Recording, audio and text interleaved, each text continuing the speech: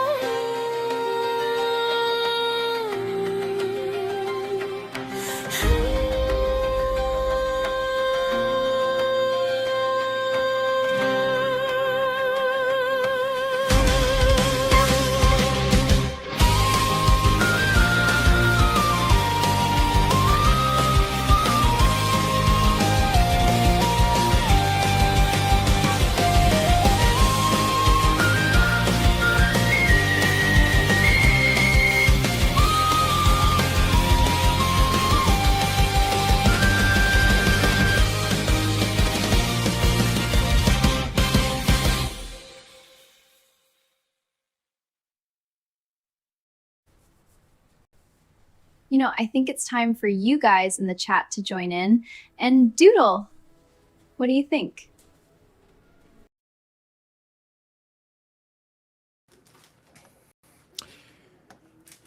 Okay, everybody. Hello, and great to see everybody here today on this marvelous Sunday.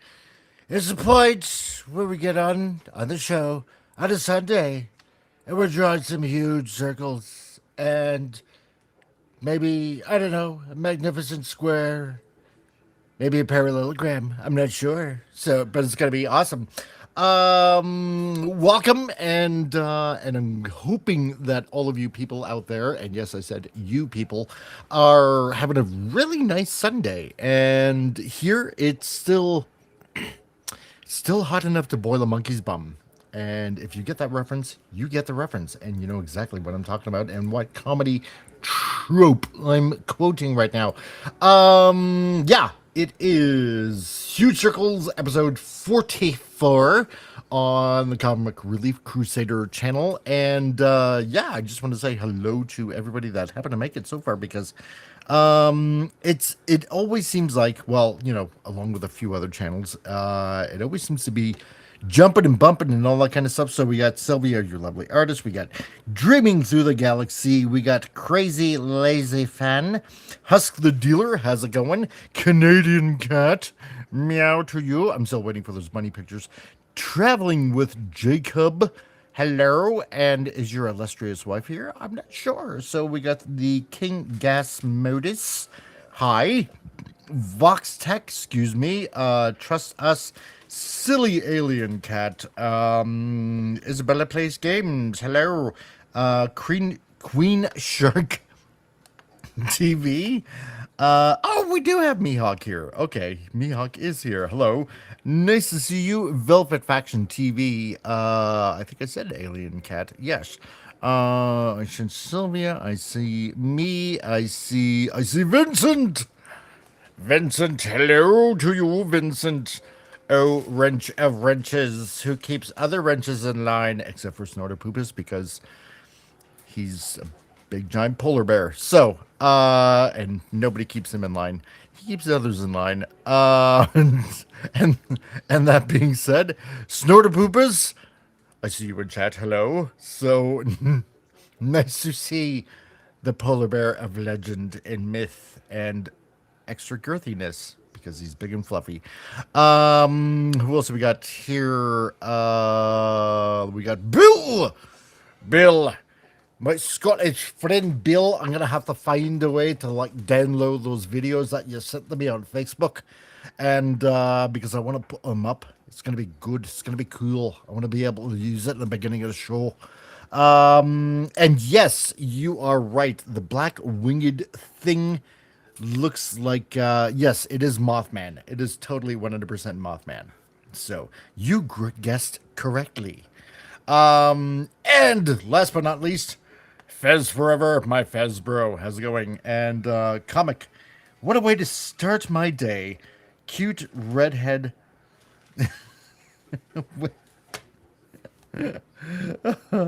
Well, anything to start the day off right, I guess. I don't know.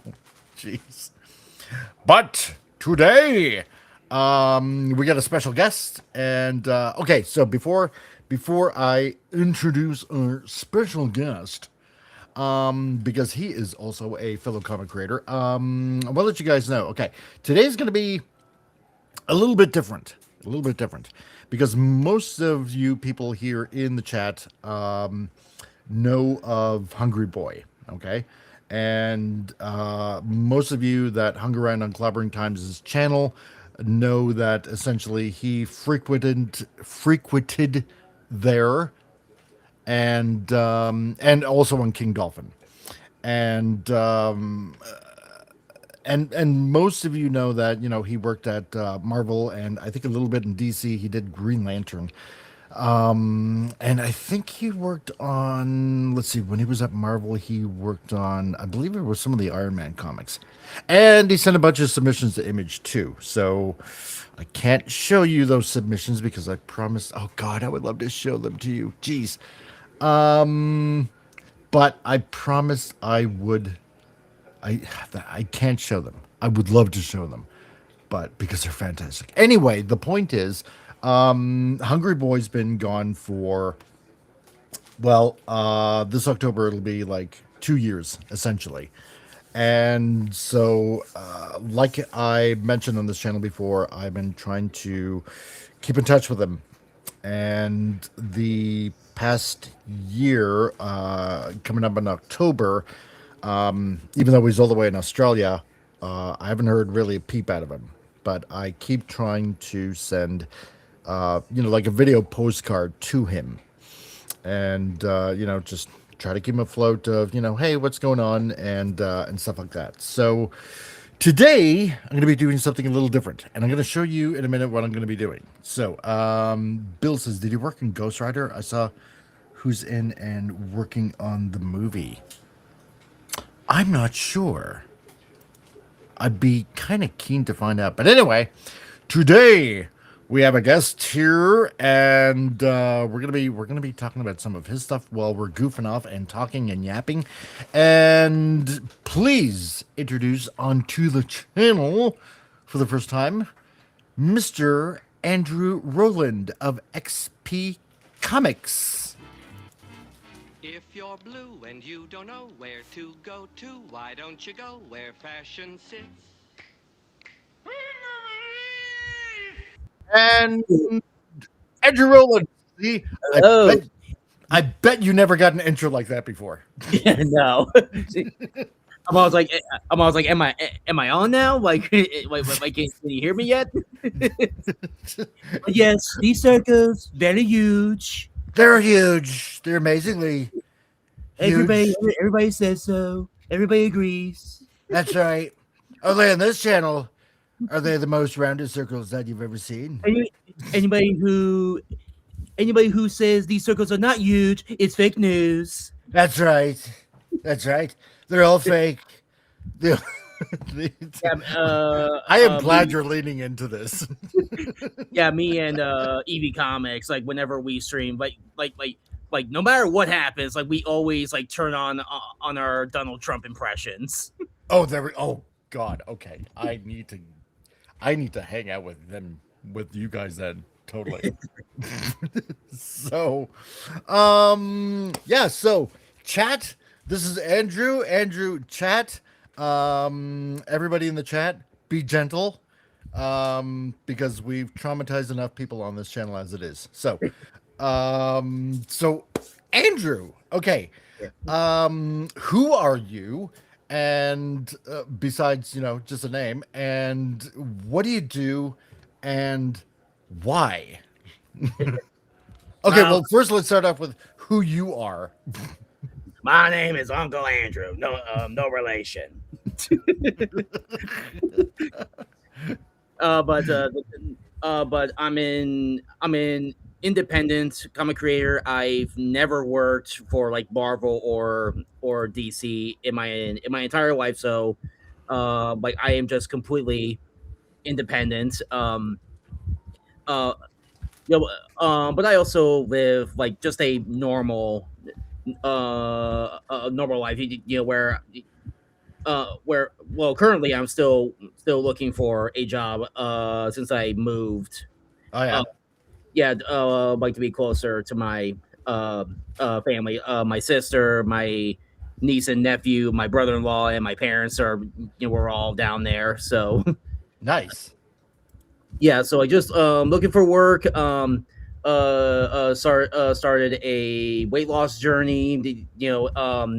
While I'm still also looking for a job.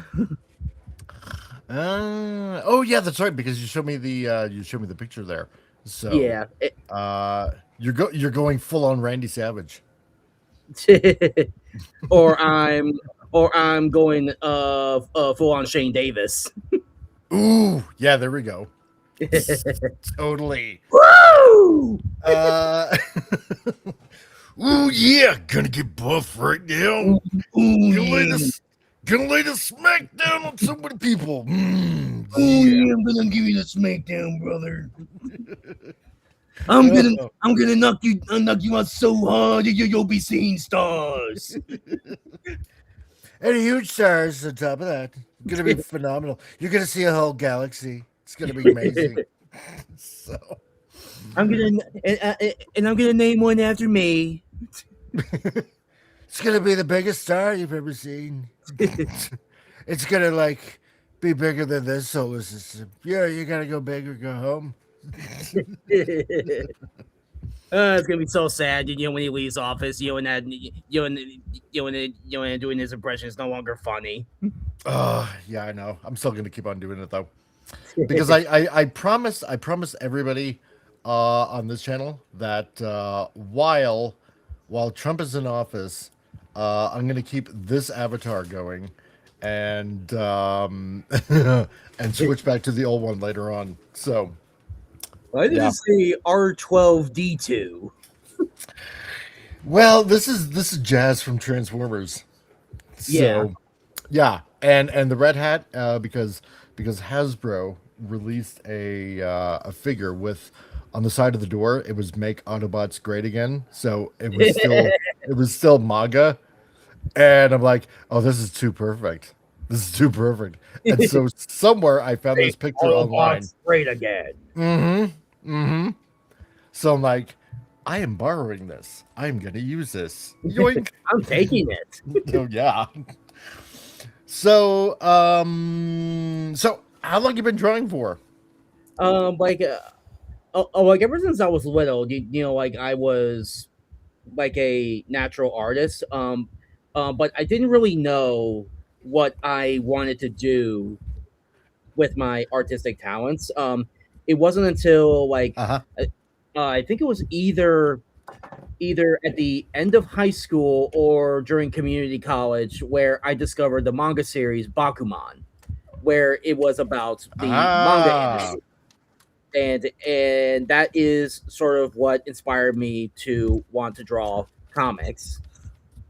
right. It, like like I try to like dabble into like the western like the western style of drawing comics, but it just never appealed to me. Yeah. And like manga, was just way more appealing to me. Mm-hmm. So so after reading the Bakuman series, like that's just when I decided like I want to draw I want to draw comics in the manga style. Nice. Nice. So this was around, oh, I'm trying to think when Bakuman came out. I think it was like, what was it, 2009? No. Or was it earlier? I'm trying to remember. I think for the I think it was like well yeah like 2009, but I think it was like in the 2010s when I discovered it. Okay. Okay. Yeah, because I think they still have plenty of issues made. Um, Right. yeah, by the time I discovered it. And for those of you that don't know, if you don't know what what kind of what we're talking about or wondering what Bakuman is, it's obviously it's a manga from out of Japan, like, duh. But it's essentially a manga, and obviously became anime of it's kind of like the ins and outs of the manga industry, sort of. You Mhm. know, how one goes about pretty much getting an editor, submitting work and stuff like that. Pop culture mechanic, how's it going, dude? See, we're instantly talking manga and anime, and yeah, this guy's pretty cool too. Pop culture mechanic, 20 away from 1,000. You can do it, dude. But yeah, it's like if you got a passion for drawing and passion for art, then it's a good series that you want to watch. Yeah, how to submit your work, and finally, if an editor takes a particular interest in your work, it's like, what do you got for a story? Is it going to be something that's going to grab the audience? Is it something that we're going Mhm. to publish? And More the yeah, and more and more importantly, is it going to make us money? exactly.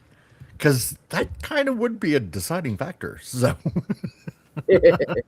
and and yeah, and entering contests and stuff like that to see if the readers like your art style and your story style and stuff like that, and if it can be serialized. And Fit for Hire, how's it going, dude? Nice to see you. Where we're going, we won't need eyes to see, but we will need hands to feel. I like how you worded that, and in reference to what we're doing here today. Man, you guys are nuts, dude. All of you. So yeah, it's a really good anime that you want to check out. If you can get the manga, get the manga. So Yep. Yeah. anyway, yeah, go for it. Yeah. Like it even shows like the dark side of the manga industry. Especially with like the with like the work and life balance of being a manga artist. And the and health issues that could arise from that. Yes, exactly. But thankfully, we're Because not in Japan, so yeah, right. so we can take better care of ourselves. Because their schedule is insane. Oh my gosh, Oh, like I do know that they make several issues like ahead of time, but uh, still, you still have to meet a schedule, you know, yes.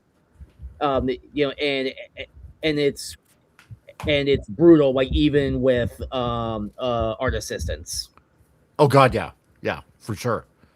Oh, we got a question. Pretty much instantly for you. Bill, who's a fellow Transformers fan, says since Andrew's into Marvel, did he see the Comic-Con movie reveals announced? Oh, see, uh, uh, my I have not been keeping much tabs on San Diego Comic Con. I did, but I do know that there was like a Avengers Doomsday panel. Yeah. I did see this one, and it was really funny. Um, that um, um, that Ryan Reynolds Yes. cosplaying as Deadpool Yes. goes to the Q&A and goes, so there's no like extra photos or or extra filmmaking to do. No. Oh, okay. And was like, oh, poor Deadpool. I know, right? But it wasn't just the red suit, it was the gray Deadpool suit as Oh, well. okay. Yeah, because I thought the coloring was off. Yeah. I do not know much about the gray Deadpool. I think it has to do something with like something like along the lines of Extreme X-Men or Extreme X-Force or something like that. I It know was that like I it was know that another Marvel title of some sort. I know they announced like the X-Men finally coming to the MCU. Yes. But in all honesty, like I think I'd rather have them completely reboot the MCU and then bring in the X-Men. See, I'd be okay with that. I would Yeah. totally be okay with that. So let's see, Fit for Hire. Yeah, denial is the first sign of crazy to Sylvia. Yes. Well, maybe. Sometimes crazy works. So Bill You're says, crazy. yes, the gray costume. Totally crazy. Crazy like a fox. And you know what? I'm gonna put the chat up on the screen. Let's see here. Yeah, I'm gonna put you on that side. There we go. Okay. So let's see here. So just to fill in everybody, what is going on here? Okay. Just so I can show everybody what's going on. Okay. So before we engage more, okay, sweet. So this is like one of the Hungry Boy tests that I was doing like a couple of years ago, and I was kind of like flipping through them, and because what Hungry Boy ended up doing is he had a script that he showed me, and it's like, get into some of the old 70s Avengers kind of Ant-Man stories, and this is what you're going to draw. And so yeah, this was Robert Kirkman style. all by pencil. Yeah, right. And it's like you got to think of something inside this big spaceship kind of thing, and draw it all out as a splash page. I'm like, oh my god, are you serious? And anyway, so there was that. I think I'm gonna show them. There was like page 2. If I can get page 2 up here. You dirty bugger. Okay, page 2, because this is all about practicing how to do the whole, see if you can tell a story kind of thing. And then page 3, and then I was like gonna pick something else to probably ink, which was that. Because he wanted me to do something with Vampirilla and a giant ant. I don't know why a giant ant, but whatever. And then practicing hands. So I thought, you know what? Today I'm going to see if I can ink this background while we're talking. So, Yeah. okay. So you got in the manga and watching Bakuman. And so what was it about manga that essentially grabbed you? Like it's a bit difficult to explain, but it's like, uh, but it's that like I can choose my own style. Like I don't have to like draw exactly how everybody draws in in like Marvel and DC. because like I was a Dragon Ball fan, before I started drawing it, and I would always like just like like draw Dragon Ball Z characters, in my textbooks, and that's basically how I taught myself to draw, like like the anatomy Yeah.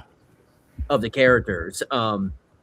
Uh, Also, by seeing that, it made me realize that I have the freedom to draw whatever I want. Yeah. Um, so, so drawing a more stylized comic, like just seemed really appealing to me. But but I was also a big fan of like Stan Lee, and just the idea of being a comic creator and and telling stories. Um, and I had uh, um and being a Christian, I was also a fan of writers like C.S. Lewis and Tolkien, Hmm. and I sort of wanted to be the kind of creator that sort of brings back what C.S. Lewis and Tolkien, like the way they would write their stories. Where it doesn't have to be preachy, like it just has to be a good story. Exactly. It just has to be fun. That's all that it Yeah, has to be. Yeah. yeah. The And message will speak for itself. hmm and I think that's something that's like totally lost on a lot of storytellers. It's Yeah. kind of weird though. Like with Tolkien, for example. Okay, let's take this for example. Like throughout history, you had epic tales, right? Mhm. Like Jason and the Argonauts, and and pretty much every story like along the hero's journey, kind of thing, which is actually pretty good reading, believe it or not. Yeah. The telling the art of how to storytell is always about attaining a goal or attaining some sort of treasure along the way, or it's something that you have to find or attain or something like that. It's always something. Token, you know uh, he did it in reverse, because here's a guy that essentially takes an item, like takes the treasure at the beginning of the story, writes Mhm. 3 books, and it's something that you have to lose. It's something that you have to give up. Yeah. Uh, uh, but Tolkien did use the hero's journey in the in the Hobbit. Oh yes, no, of course, yeah, Yeah. yeah, Yeah. But like Lord of the Rings was just a continuation of of the Hobbit. So he didn't have to. Well, no, it still technically does do the hero's journey. yeah. Because Frodo's call to action is Hmm. is to take the ring to Mordor. Yeah, but it's in reverse. you know Yeah. it's like you want to keep this item, but it's like, no, no, no, because it's the ring. It's like it's something so precious, no pun intended, that it's something that you have to give up instead of Mhm. attain, which I thought was, what, that's kind of smart, because it's Yeah. it's doing brilliant storytelling, but in reverse. It's almost like it is a hero's journey in a sense, but it's like it's in reverse, which is kind of neat. Yeah. At least that's the way I kind of see it, but that's just me. So, Yeah. yeah. Um, And of course, C.S. Lewis, was a bit more direct. And he and Tolkien like kind of butted heads about that. yeah, because C.S. Lewis was, if I'm not mistaken, he uh, was he Protestant or Well, was he Anglican? I forget which. I do think he was Protestant. But he was an atheist until he became friends with Tolkien. And that converted him to Christianity.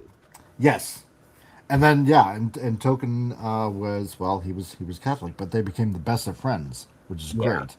You know. So but no, thank God you enjoy some classical literature. The classical literature. Yes. Comic books are not literature. Yeah, exactly right. And How dare you? no, it's like almost like that joke from King of the Hill. With like the medium rare. It's like, yep. This is good comic green. What if someone says? What if someone says that comics are not literature? We ask them politely yet firmly to leave. Yeah, exactly. so, so, so that being said, um, okay, yeah. So essentially, what was it about manga? Like, what was it? The how else should I word it? The the selling point Hmm. for you that Like, it's like, wow, it just, manga. This is different. This is not yeah. something that I've normally read. What was the gotcha moment? Like manga, like from my eyes, like it was like a perfect medium between like a cartoon and and uh, sort of what the realism that Marvel and DC draw. So Right. it was like the perfect medium. Mm-hmm. It's like right in the center, and and it just looked more fun to draw. I'm like, I never want to draw something that like I just don't care to draw. Right. I don't think anybody does. No, Like that's even true. if it's a job. Yeah, it's almost like that movie Office Space. It's like I don't want to draw this, but I have to. It's like yeah, Uh, boring. So that's sort of why, I went to Ball State for a graphic design major, and that's kind of what made me realize that like I probably don't want to pursue a career in graphic design because I want to do things my way. You know, I don't want to do things, based on what someone else tells me. yes, exactly. Plus, plus with the integration of AI, I'm sort of glad. I'm sort of glad I left. When I did. Um, yeah, it's oh god, yeah. AI is I le- odd. I am legit now seeing billboards, uh, and it's clear that they're using AI. Oh yeah, for sure, And I was for like, sure. makes me It's cringe. so And much for using learn to code yeah, trope at this point. Oh my god. yeah, learn to code, losers. Yeah, right. No, no, no, It's gonna be no, used against us. no, it's like all like the libtard artists, like AI is taking my jobs, and I go up to them then, and I'm gonna say to you what you said to us then: learn to code Yeah, exactly. or learn to Well, prompt. it was yeah. Yeah, right. Find the proper words to make it look right. It's crazy because I kind of touched on that last night. It's like 30, odd years ago when Photoshop and Illustrator and Corel and all those programs were kind of like, coming out, and everybody at the time was like, oh, this is going to take jobs as a graphic designer, and a lot of people are going to be out of work. It's like, no, you just gained an additional tool to make work a little bit easier. I Plus, know AI is a bit obviously plus different they did. because it's not like Mhm. Photoshop or Illustrator, but I think if you look at it as another tool of some sort, it can be a good assist. Yeah. I just don't want. But that's just me. I just don't want to get it to a point where the AI will just literally make the entire thing for you, and you don't have to lift a finger. Yeah, I just don't right. want it to get there. It's like, yeah, no, it's like Hollywood. So get somebody else to do the work But and hope it turns out well. So because one of the great things about about digital art programs is that one of the benefits that I don't think a lot of people realize is that it actually saves you money on materials.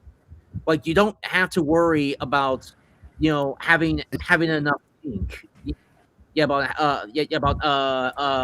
enough ink, for a certain page, or and and and digital drawing is way cleaner. it is, Like, you don't have to yeah, get your hands 100%. dirty. No, which is great because it's like, oh, fantastic. I'm not getting graphite like all over the bottom of my hand now, Yeah. and and smudging a piece of 11 by 17 piece of paper, with like graphite smudge all over the place, right? Oh, I So hate this. So I have to grumble up this piece of paper and grab another piece of paper. yeah, right. So it's such a pain in the ass. That's why that's why I like going digital. So Yep. it is so handy that way. Um, let's see here. Let's pay I think attention to the Bill. chat. I think Bill had a question for me, but oh, Mike Andrews' avatar Let's is hidden by the. Oh, no, that's not. let's see. Great Cozy at the end of Deadpool 2. Okay, Ghost Rider was announced also. Oh, was it? Ghost Rider was announced also. Ah, interesting. Okay. So crazy like nobody's ever seen. Okay, well that's true. So nuts of squirrels are following me, says Fez. I thought they were always following you. So, comic can't get it up, says Fet. I have no idea what you mean by that. No idea. Let's see. Okay. Oh, Bill. Mike Andrew's avatar is hidden by the screen chat. Okay. Well, let me see That was what I can probably. do here. Yeah, that was probably like another. Bill. Yeah.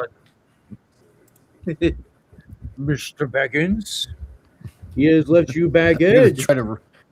Yes, I'm gonna try to rearrange it here. This is what we do. We try to shift. And come on, I thought you could just shift this around. You cantankerous program. Wait, I want you here. No, actually, I'm going to give you the spotlight. This is what I'm going to do. Yeah, I know. It can be such a pain in the arse. Okay. Try to. So, there you go. I'm going to. Yeah, try to do in that Professor Snape voice. You insufferable little program. Yes. I look down on you and it makes me want to weep for your ineptness. There we go, Bill. Is that good enough for you now? There, you happy now? Yeah. All you people. I'm trying to perform like the monkey I am.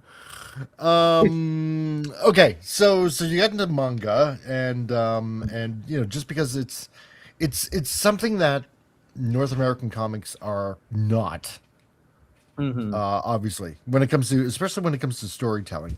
And it always seems like, I think what kind of made me gravitate towards manga more than your quote unquote average North American hero comic is that it's almost always generally about ordinary people that end up in extraordinary situations and how they deal with it and get out of it.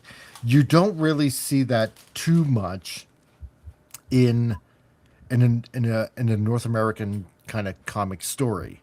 It's always the superhero and they always got their powers, and they always use their powers to to get out of a situation and stuff like that, right?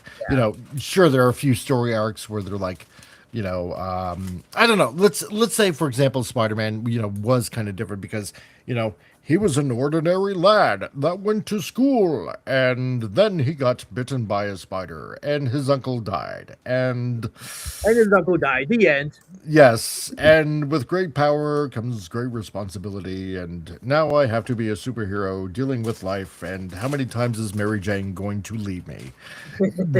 You know, kind of thing. And how many girl problems am I gonna have? Exactly. Exactly. You kill one Stacy and dang it, you pay for it the rest of your life. So- but no, You had one Stacy die. exactly. You never hear the end of it for 50 plus years, damn it.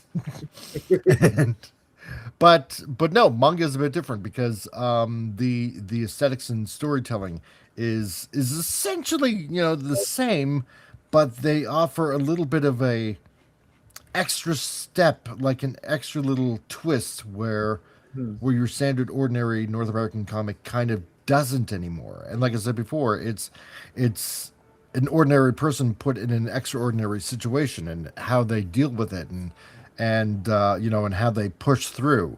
And I'm not saying that your standard ordinary comic here in North America doesn't do that, but it's like it seems like it's losing focus of that.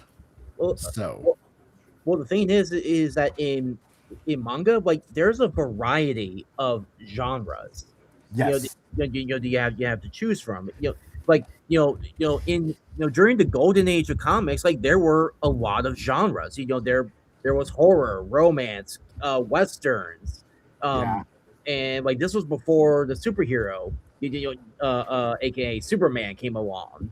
yep, You know, and pretty much started that. But nowadays, like it's just well, from Marvel and DC, like it's just superheroes, and that's all they do. yeah, They don't try to branch out. yeah. There's no exploring. Sure they do like some young novel styled comics, but I don't think those are nearly as popular. No, I don't think so either. Because I sort of feel that like eventually DC is gonna have to become like a comic publisher, Mhm. where like they let people submit their stuff, and they just publish it, and that's where you'll see like a bunch of like a bunch of different stories. Right. I'm like, I wouldn't be surprised if if the first thing you do is like pick out a webtoon, and go, hey, we want to publish this. Wouldn't be that bad if they went ahead and just kind of like did that at this point. Yeah, Because I'm thinking, what do you get to lose at this point? yeah. Really, honestly, because there's only there's only so much you can take about, oh look who's gay this time, or whatever, it's Oh, we're gonna turn this character gay now, oh or god, or yeah, we're gonna turn or we're gonna make a Muslim Green Lantern now, oh god, just yeah, just because we can. yeah, because well we own these characters, we can do whatever the fudge we want Oh, now. Why? Because but they're only Muslim in name only. Like they don't really practice it. right, they're just like a casual visitor. Yeah, yeah, like Miss Marvel. Yeah, exactly. Oh no, we're not exactly practicing, we just do it in name only. So And I do not know why I do not know why we sound Indian. that's pretty much it. Islam is not even um Islam is not even like the majority of not even like the majority religion. Yeah, right. So, um, Yeah, no, I completely understand. And the great thing is that Japan doesn't really care what all the, how should I put it mildly, what all the libtards think out there, which Want. is great. Yeah, Yeah, you like know. there was an anime. I can't remember what it was called. But it's like Bachika or something. Like it's about Yes. like it's about garbage, and they Yeah. have some, and they actually do have like some black characters. Yep. Um, and a couple of westerns are like, oh, they're not black enough. And I always have to ask, like, well, what do you mean by black enough? Like, what is black to you? Right. Like, and are you white? Trying to explain what black enough is. Oh, oh, this is wait, this has been sort of a controversy, in like the in like the black comic community. But you know, the, like there's like one group who is like, why do you have to put us in a box where where we're like, where the only way my character is considered black enough is if they is if they act like a character from the Boondocks. Yeah. Yeah. If you follow certain tropes. Yeah, Yeah. and Right. if they're all, oh, they got that little gangster. Know what I'm saying? Exactly. Let's see here. Vince Womack, doodling digital is for me quite different. I tend to Oh, clean up, erase mistakes right away instead of keep drawing. Um, yeah, you know what? I do that too. I'm a clean up as you go kind of guy most of the time. It's Bill says, speaking of Green Lantern, new Lanterns trailer dropped recently. Yeah, I'll check it out. Like, I'm not that hyped for it.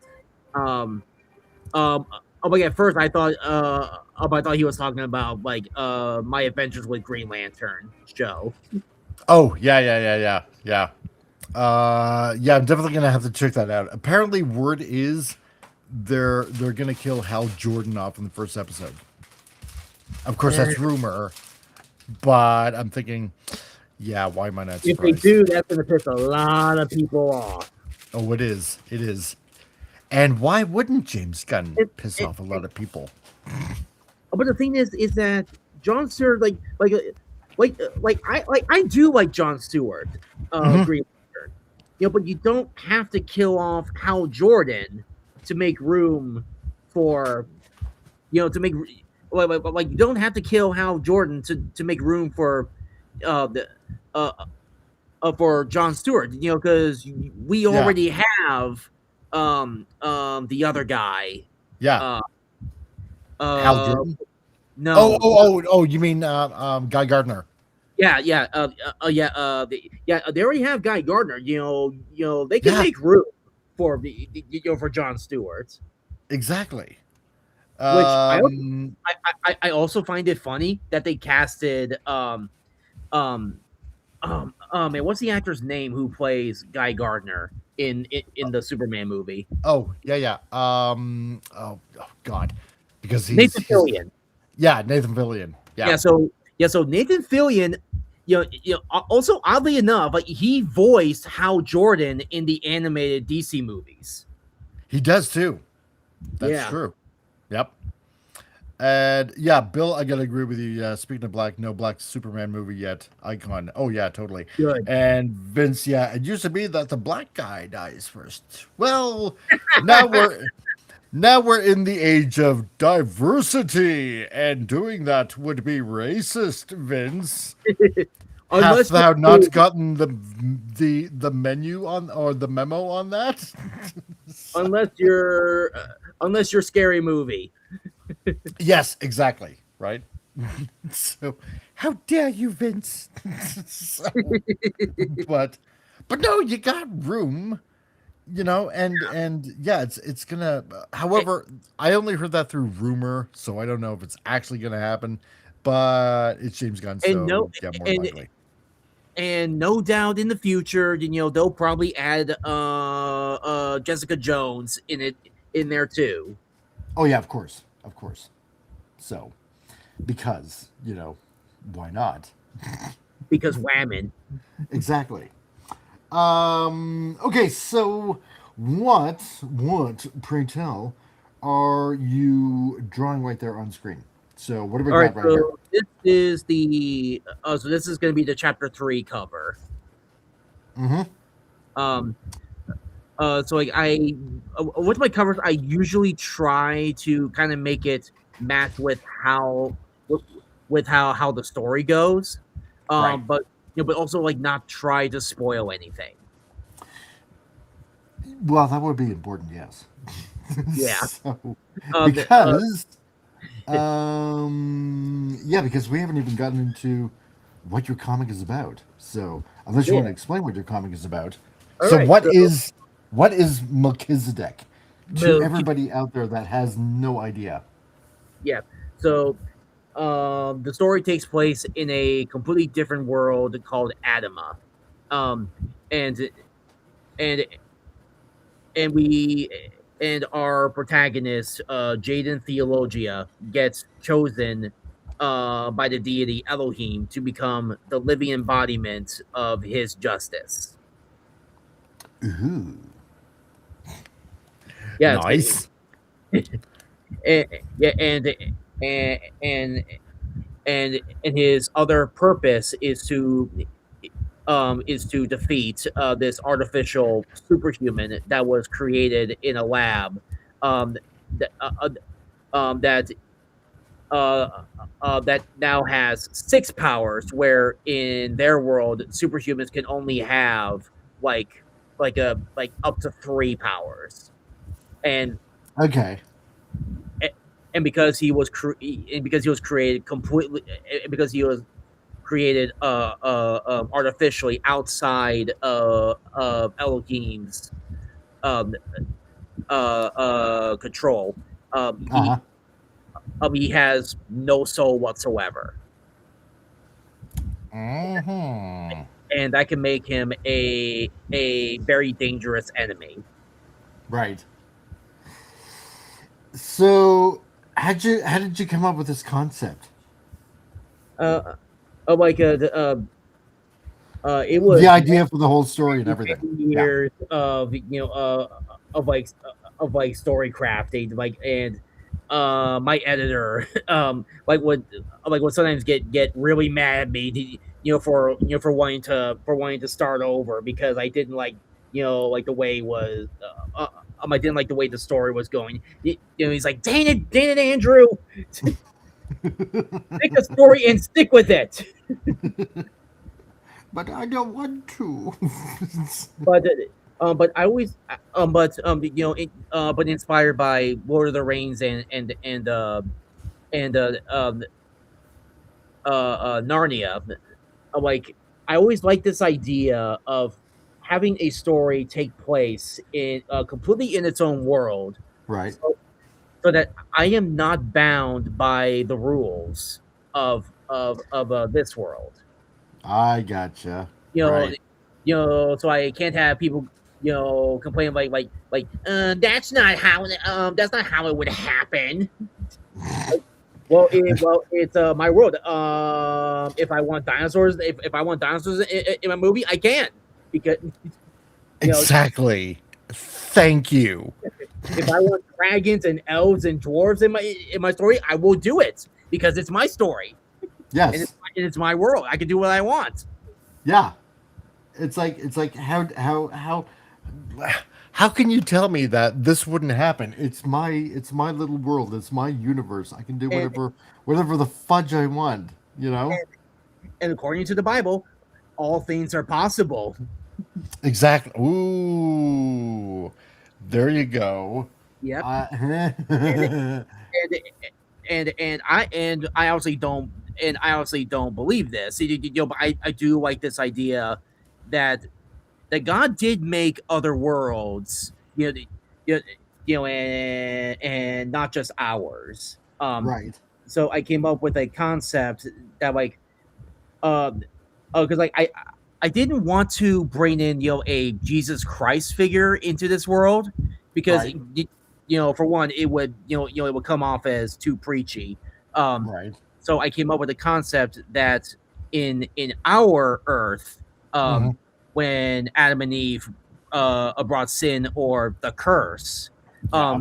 it also spreaded into the other worlds. Uh, because our Earth was basically like the template for all the other worlds, Ah. and and you know, and if you bring that to a logical conclusion, Christ's death in our world does the reverse to all the other worlds. So it's like a multiversal infection. Yeah, Yeah, that's interesting. yeah, Huh. which that's what the intro in chapter 1 is about. Right. And Ah, I like that.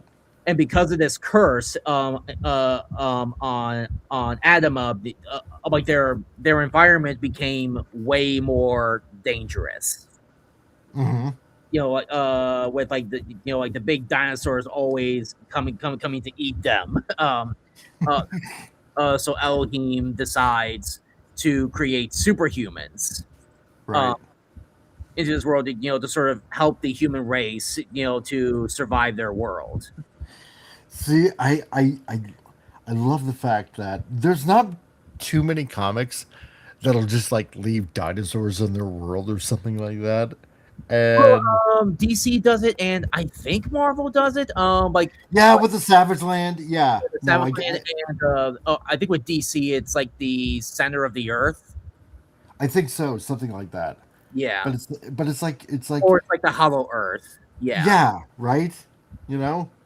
they Um don't really like interact with the surface. yeah, it's like a once in a while kind of story that they do. Like, for this story arc, we're going to the Savage Land for, 6 issues or whatever. And we're gonna fight, I don't Because know, reasons. Magneto and crossover with like Devil Dinosaur and Moon Boy, kind of thing. Right? Yeah. So um so how'd you come up with this concept anyway? Uh, like I've How always did it first come about?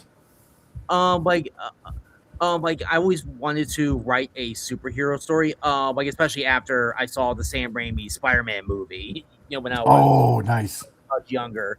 Um, Uh-huh. you know, um, and my original concept, was basically a Spider-Man ripoff.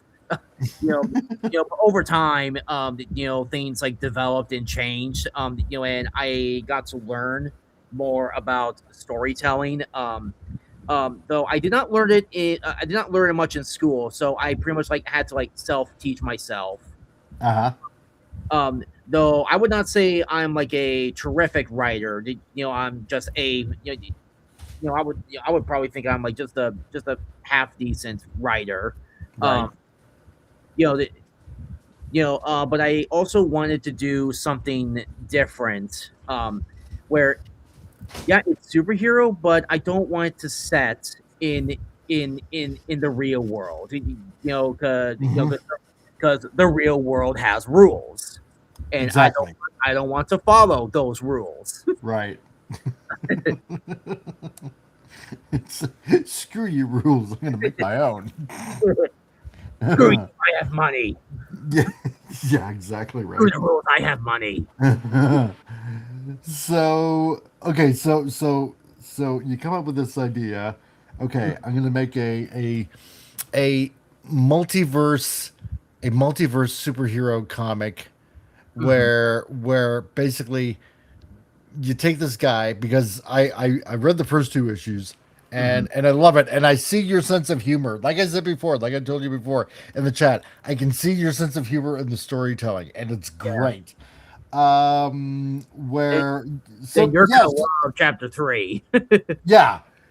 So it's like basically, there's no two ways around it. He's a bum, and he gets visited by an angel, and it's like, yeah, okay, so go here and go to this lake in the woods, and basically, you will be the right hand of justice for God, basically. And Yeah, it's like, yeah, okay, whatever, and and and and it happens. So, um, through a baptism, no less. yes, exactly. And I'm like, damn, that'd be like really cool if that was actually the case. So I want superpowers, dang it. Um so so how did the story, okay, aside from being a Spider-Man ripoff at first kind of thing, so how did it start? Like, how did you end up thinking of like all these characters and eventually the whole story plot? Hmm. So how did that all come about for you? Or actually, first of all, let me check. Let me check quick, because as Vince is putting on all the links, and how many do I got? So yeah, first of all, Evelyn. Okay, I just want to catch up a little bit here. Evelyn, thank you for being on the Rumble side, and I hope you feel better soon. I'm not ignoring you. So I'm a little down today, so I might not chat as much. That's okay. Hey, take your time, and I just hope you feel better soon. So just get better. And Bill, yeah, speaking of Narnia, extremely miffed that they're not doing the Silver Chair movie. Yeah, I know, right? Isn't that stupid? I And I am then not looking forward to the Netflix one. no, neither am I. Neither am I. It is gonna be. I predict it's gonna be garbage.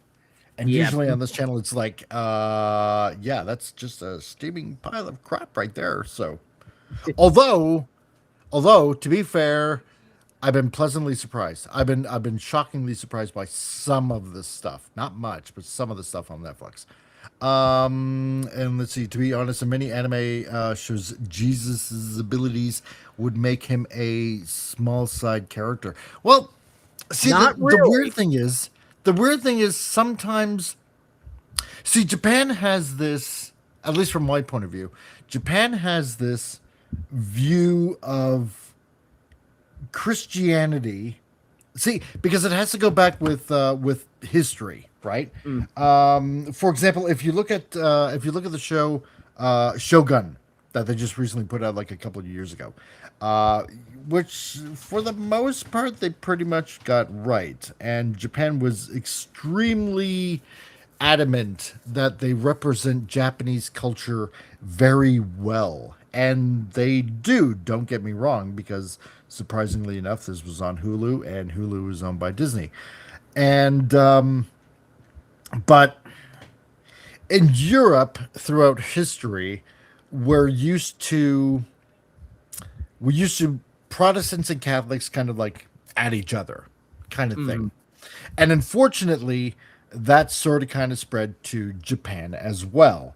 And so Japan has a little. I want to word this right, but Japan has kind of a little bit of a. How should I put it? I don't want to say confused look at Christianity, but they see it in the lens of how they were treated by the Catholics when they got there, Mm. and then seeing the Protestants when they finally landed there, like like with the Dutch and a bit of the English, because it was like Anglican as well, and of course they were at each other's throats. That they saw this kind of like, to them it looked like an internal conflict of sorts, Mm. in a weird kind of way. So I suppose it's made them kind of leery as seeing a, how should I put it, like a one church kind of thing as Mhm. maybe slightly corrupt because of the history of what happened with the Catholic Church in Japan. So that's why it's kind of like weirdly depicted, right?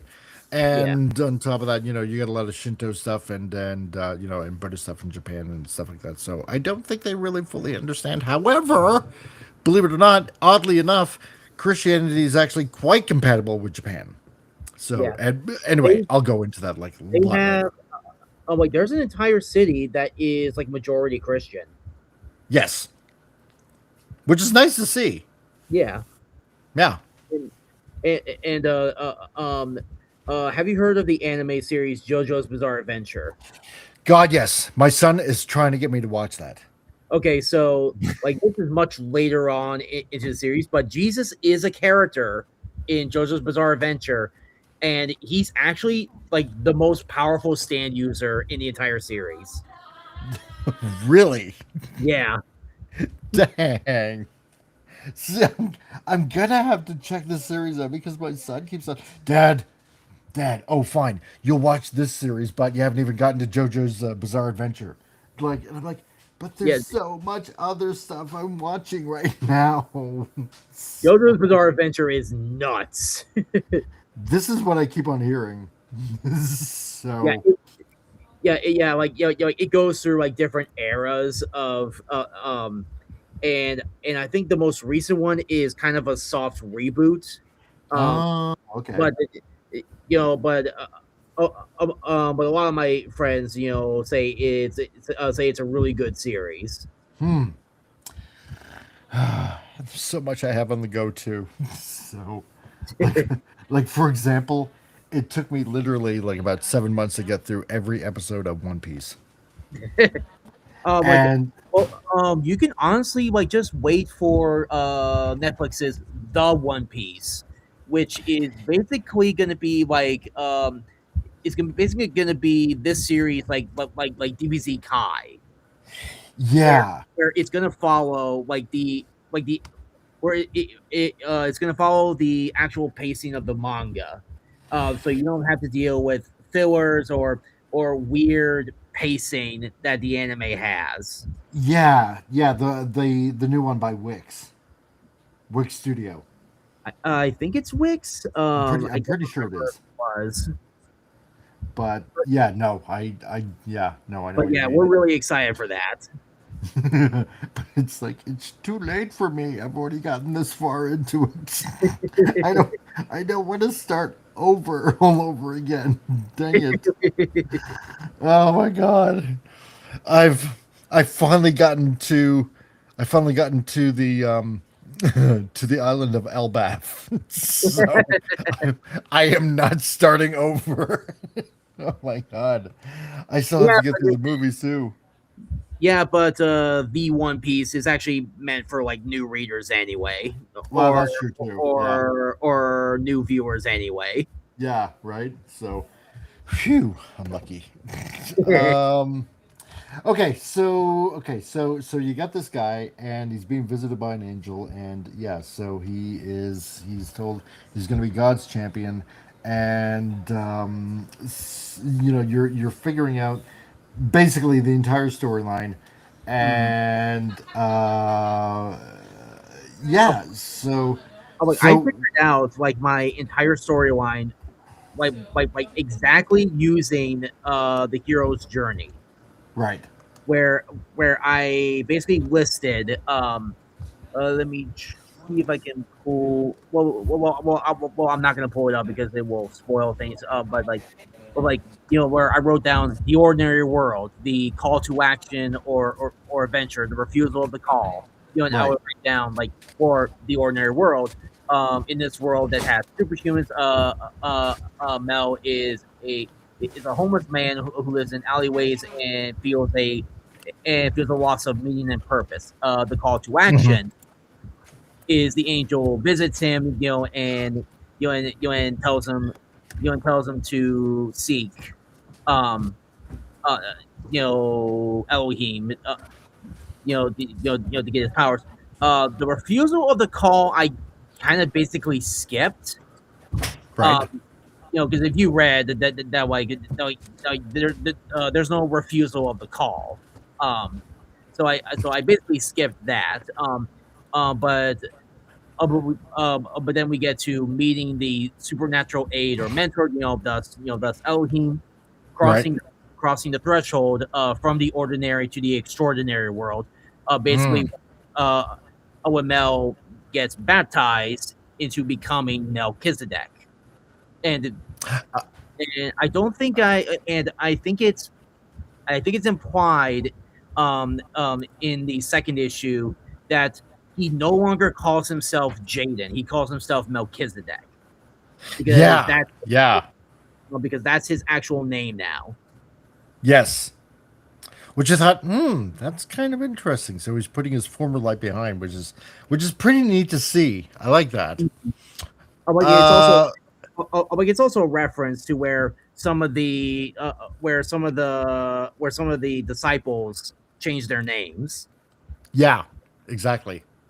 Like Simon Peter, we just refer to him as Peter, and Saul becomes Paul, like later on and stuff like that, which is pretty interesting. Vince says, how dare you watch Chain Smoking Cat before JoJo? Okay, I tried. Okay, I actually.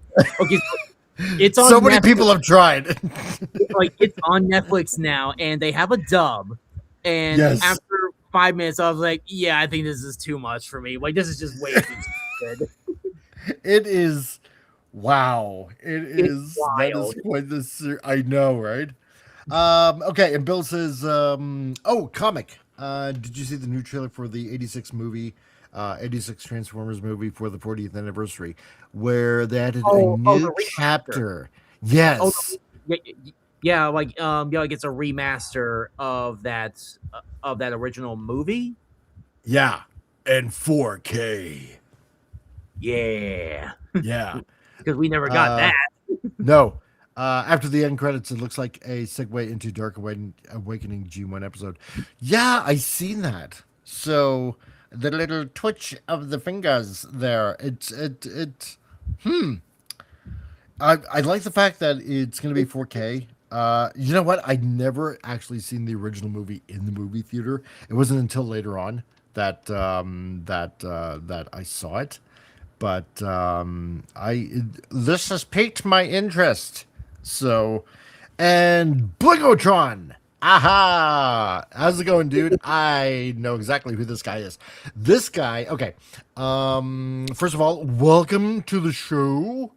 Glad to see you here, man. And yes, so to answer your question, Blingotron, because this guy, I don't know if any of you, well, most of you guys in the chat are familiar of what was released at BotCon a couple of weeks ago. And as all of you know in the chat, yes, I work with X Transbots and work with Keith over at X Transbots. And so this gentleman right here, he did a Digibash on 2000 TFW 2005, and one gentleman got a hold of me. It's like, hey, do you think Keith can, throw a little bit of credit or something like that, a little over his way, because he kind of came up with this, and then this figure comes out. I'm like, okay, fine, I'll see what I can do.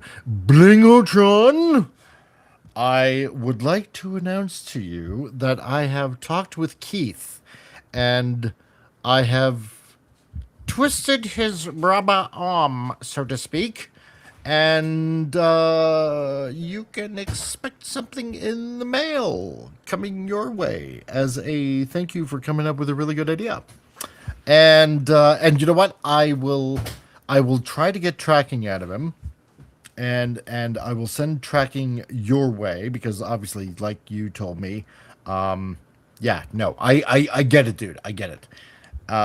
So that's basically Keith's way of saying thank you. So, there you go, dude. And I hope you like and subscribe and share the channel around and all that kind of good stuff. Because, like I said, I will drop little hints here and there from X Transbots, and that's what I do. And I take feedback to him as well. So I'm your guy. I'm your guy on your side, on the inside. It sounded kind of cool as I said it, or as I thought it. Pat Wannabe, thank you for the clapping seal. I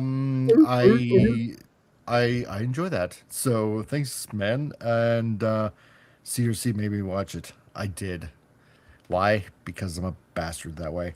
Pat Wannabe, how's it going, dude? Just watching the F1 race highlights. Nice. And the collector, how's it going? And my friendly doctor, my friendly German doctor, all the way in Mexico. Yeah, hello from Mexico. Hey Man is worldwide #1 in streaming for its fifth Yep. day. Really? Yep, it's getting yeah. The movie's now getting a lot of traction now that it's on Amazon Prime. Ah, And I interesting. and I did go see it in theaters, and I thought and I thought it was a really good movie. Ah, I still haven't checked it out.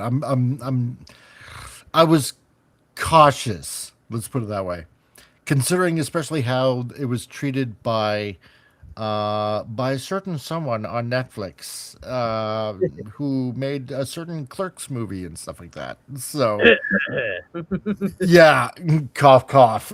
So, um, but you know what? More and But more, what I I love, think I'm gonna check it out. but what I loved about the movie is that it was basically about, you know, it, like it was basically about embracing your inner masculinity. Yeah, Um, it's weird because from I saw a clip because he's sitting in. I suppose you can kind of say, "Oh, thanks, Bungatron. I really appreciate it, man. I do." He's kind of like sitting in this kind of like woke office kind of thing, and yeah. he's wearing a pink shirt. But it's all about yeah. He's refinding or rediscovering his masculinity, and I thought, Now they you know what? This is not so bad then. now So now it is part of Adam's character that that that like when he's Adam, like he's not the most masculine guy in the room. right, right. Um, he's kind of the runt of of his world. But when he becomes He-Man, that's when his real masculinity comes out. Uh, Ah, but um, but there's a scene that I absolutely love. And it was him talking with Man at Arms, right. and, and there's a line that he says where he says like, when the barbarians are at the door, it's not the poets who are in the front lines. Exactly. Exactly. And I was like, that is a really good line. That is a good line. That Yeah. is actually a really, really good line. Damn. I almost want to steal that, but I can't. Damn it. Yeah, you'll probably have to watch the movie because I think I butchered it a little bit. You know, the, but but the main point is that like when the barbarians are at the gates, like it's not the wimpy creatives, Exactly. who are going to be there to fight for everybody. Yeah. Like, what are you gonna do? Lull me to sleep? Come on, man. With your loot. Yeah. Masculine men. Oh, look at the barbarians at the gate, they're coming. La la la la la la la. We are all doomed. Collector. Found a diecast racing green bootleg transformer. Never seen such elaborated one. Less diecast. Neat. I want to see it. I need to see it now. Oh, yes. So, collector, I hope you remember the measurement in my head. So, that might sound odd to some people, but there's a reason. And he also says, yeah, you've seen it 3 times, so we'll buy the DVD. First DVD I will buy in 20 years. Wow. I even bought the original book for the film. Never did that before. I guess I got hyped. I still have, yeah, I have the original Marvel Comics release of Transformers the movie. So I have it actually here right beside me. And I'm never gonna let that go. So, Vince, man, sure comes off. Masculinity comes out. Yeah. Oh, yeah. Yes, and collector. Yeah, I heard Dolph was actually in it. Dolph is also a guilty Yeah. pleasure to me for me. Yeah, yeah. If So Jericho dies, he dies. yeah, right. So yeah, and Bill says, yeah, have you seen it? Dolph appears in the new one too. That's nice. Yeah. I'm glad. I'm glad they I did think that. I think he played He-Man in the original live action movie. God, yes. Yeah. And that was such a horrible movie too. Oh my god. It was it wasn't even really He-Man. It was like And Skeletor for some reason looked like John McCain. yeah, pretty much. It's like so horrible. It's like, really? But Really? and and and, and what they do with Skeletor is is great in the new movie, where I heard it was, yeah. where where where he's still a goofball, Uh-huh. and, and like I'm pretty sure you Until we meet probably, again. Dumb. I kind I of hope they do something like wish that. Yeah. I kind of wish he does that, but the marketing, like, okay, they did really good marketing, where they like basically had him do like the sexy laying down pose, like in the movie. Oh, did he really? Yeah. Oh God. Okay, see, now I'm gonna have to see that now. Damn it. Well, that was like for the posters. Right.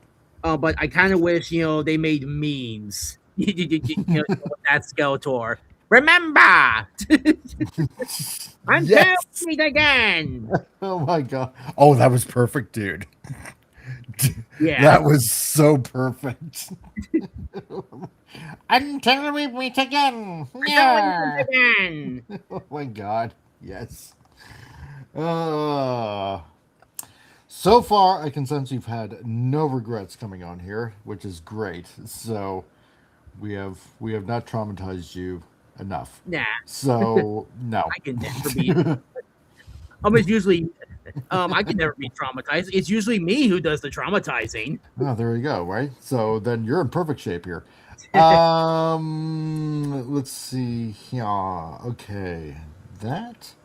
And I want to do that.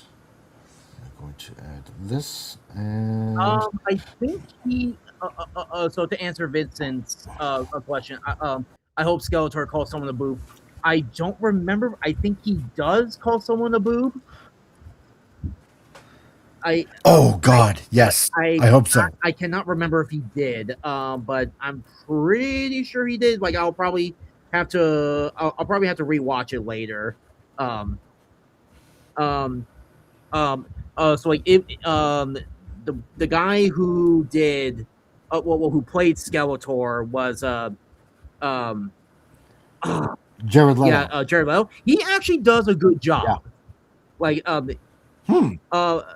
like is it like 100% perfect? No, but but it was actually a really good job. Okay.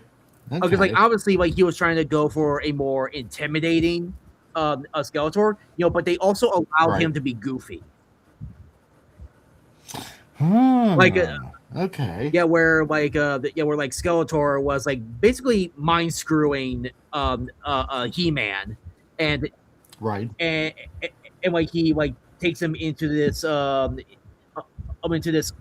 illusion where he's at his office, and you see Skeletor wear like this really tight office shirt. Oh my God. Like it's really fun. He's like, my face. Like, wait, what is this? It's human resources. Human resources. Yes, I can play with this. Yeah. Oh my God. Well, no, that's good. I'm kind of relieved to hear that now. And you even get to see and you even get to see Jim Bro Skeletor. Really? It's so funny. Oh God. Okay. This is Oh, damn it. Now I'm definitely gonna have to see it. Now. It's on Amazon Prime. You'll definitely go see it because like it actually does a really good job in portraying in what He-Man is. Right. Like it's like not meant to be like a super serious thing. Right. Like it allows itself to be silly. Well, see that I don't mind then, because Yeah, that's the problem with, like, I'm gonna say a lot of cartoon slash toy movies Hmm. is that they try to take themselves like way too seriously. Seriously. Then it has to be, and it Yeah, I know. really and it really doesn't have to be. I mean, except for, I'm gonna say except for GI Joe or Transformers. You know, Well, that kind of being the exception somewhat, uh, right? like a G- like a GI Joe can still be silly. But all the stuff with Snake Eyes, like that, all has to be serious. Yes, yes. Because Snake Eyes is like one of the coolest characters ever made. Oh God, yeah, yeah. I will How do you never butcher his own forgive them. movie? Yes, exactly. I will never forgive them for that. Like, But Snake damn, Eyes dude. was like in both of the movies. The first one and the semi reboot one. Like, like he is one of the coolest characters in the movie Uh huh. because he basically has like the coolest design. Like he's basically a ninja Power Ranger. Well, yeah, exactly, right? How do you screw that up? Like, Yeah, like really, how? How do you? How? Damn you! probably the Well, same way that they keep screwing up Mortal Kombat. oh God, yeah. Okay, because that one I actually did see, and it's like, okay, sure, it wasn't. It wasn't the best, because a few friends of mine were like, no, it's like really, really good, really, really good. And they're like, okay, fine, I'll give it a shot, I'll give it a chance. And while it wasn't bad per se, It wasn't great. um, yeah, exactly. It just wasn't great. But that's just me. What do I know? And And, you and know, speaking of movies based on fighting games, like I'm interested in seeing Street Fighter.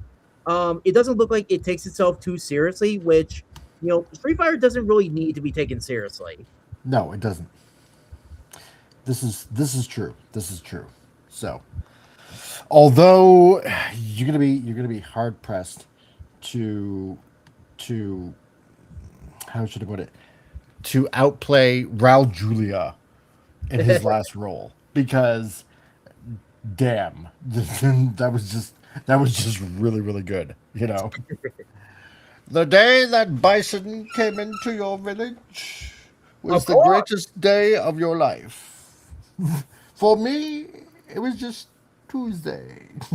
for me it was Tuesday, and of course we cannot forget. Of course,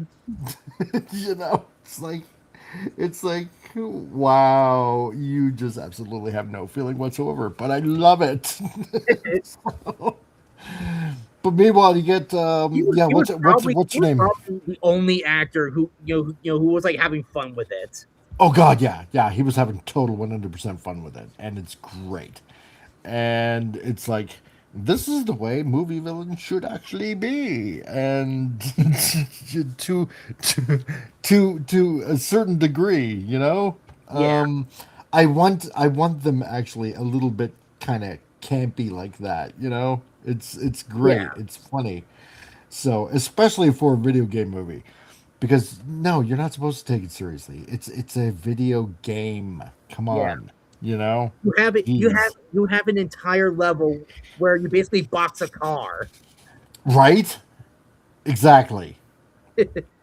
Jeez. Like how can you take that seriously? No, you can't. Come on, man. Mortal Kombat. It's like you got a guy with 4 arms, right? Like, how you gonna take this seriously? Well, yeah, sure. Well, he comes from another world. You're supposed to, like, just kind of like imagine it. Great. Everything, Then everything does it is have to like be so super silly. serious? Yes. Like, get real, dude. But no, no. I gotta agree with you. Mortal Kombat 2 was all right. It I heard wasn't it I heard wasn't it's the certainly best. better than I heard it's certainly better than the first one because it at least like tries to do like the um uh like the gory finish him. Yes, yes, yeah, and it does. It just, I don't know. It just could have been maybe a little bit something more, but that's just me. So, Yeah. But like I like to say, if you like it, you win. That's great, and it's not up to me to tell you what to like or dislike. So, Pat wannabe 50 Cent is the Balrog. How can it be taken seriously? Yeah, no, exactly. So, but yeah, no. Have you seen the trailer for the new Street Fighter movie? I did not see a new trailer. Like, are you talking about one that did it like get released on at Comic Con or something? I think it got released like a couple of weeks. I'm pretty sure it was a teaser trailer. So, I haven't seen much of a difference in the trailers. yeah, Yeah, but I don't know. I might give it a chance. I'm not too sure. yeah, So, yeah. I'll probably go to like a cheap movie theater to go see it. Like Hmm. it's not something that I will go to a AMC theater to go see. Yeah. I'm saving that for Spider Man. Oh yeah, no, totally, 100%, man. Vince, yes, go ye and get some sustenance. And Bill, yeah, Mortal Kombat 2 with Carl Urban in it is great, but he feels like he's playing the boys butcher. Yeah, yes, exactly. That's what it is. That's what it was. Yeah, it's like he's playing Butcher Light from the Hello, boys. hello, Guns. Daddy's Yeah, home. right. Yeah, it's like, can you just? I know you just got out the boys like not too long ago, but damn, get out of butcher mode. Although he Yeah, plays it good, don't get me wrong. Although they really screwed up the the boys show. is over. God. You don't have to be Butcher anymore. Oh God, exactly. And Vince says, yeah, Kano stole the show. Yeah, in Mortal Kombat 2, yeah. I didn't think they were gonna bring him back, but I'm kind of glad that I did because yeah, he totally stole the show in Mortal Kombat 2. I agree.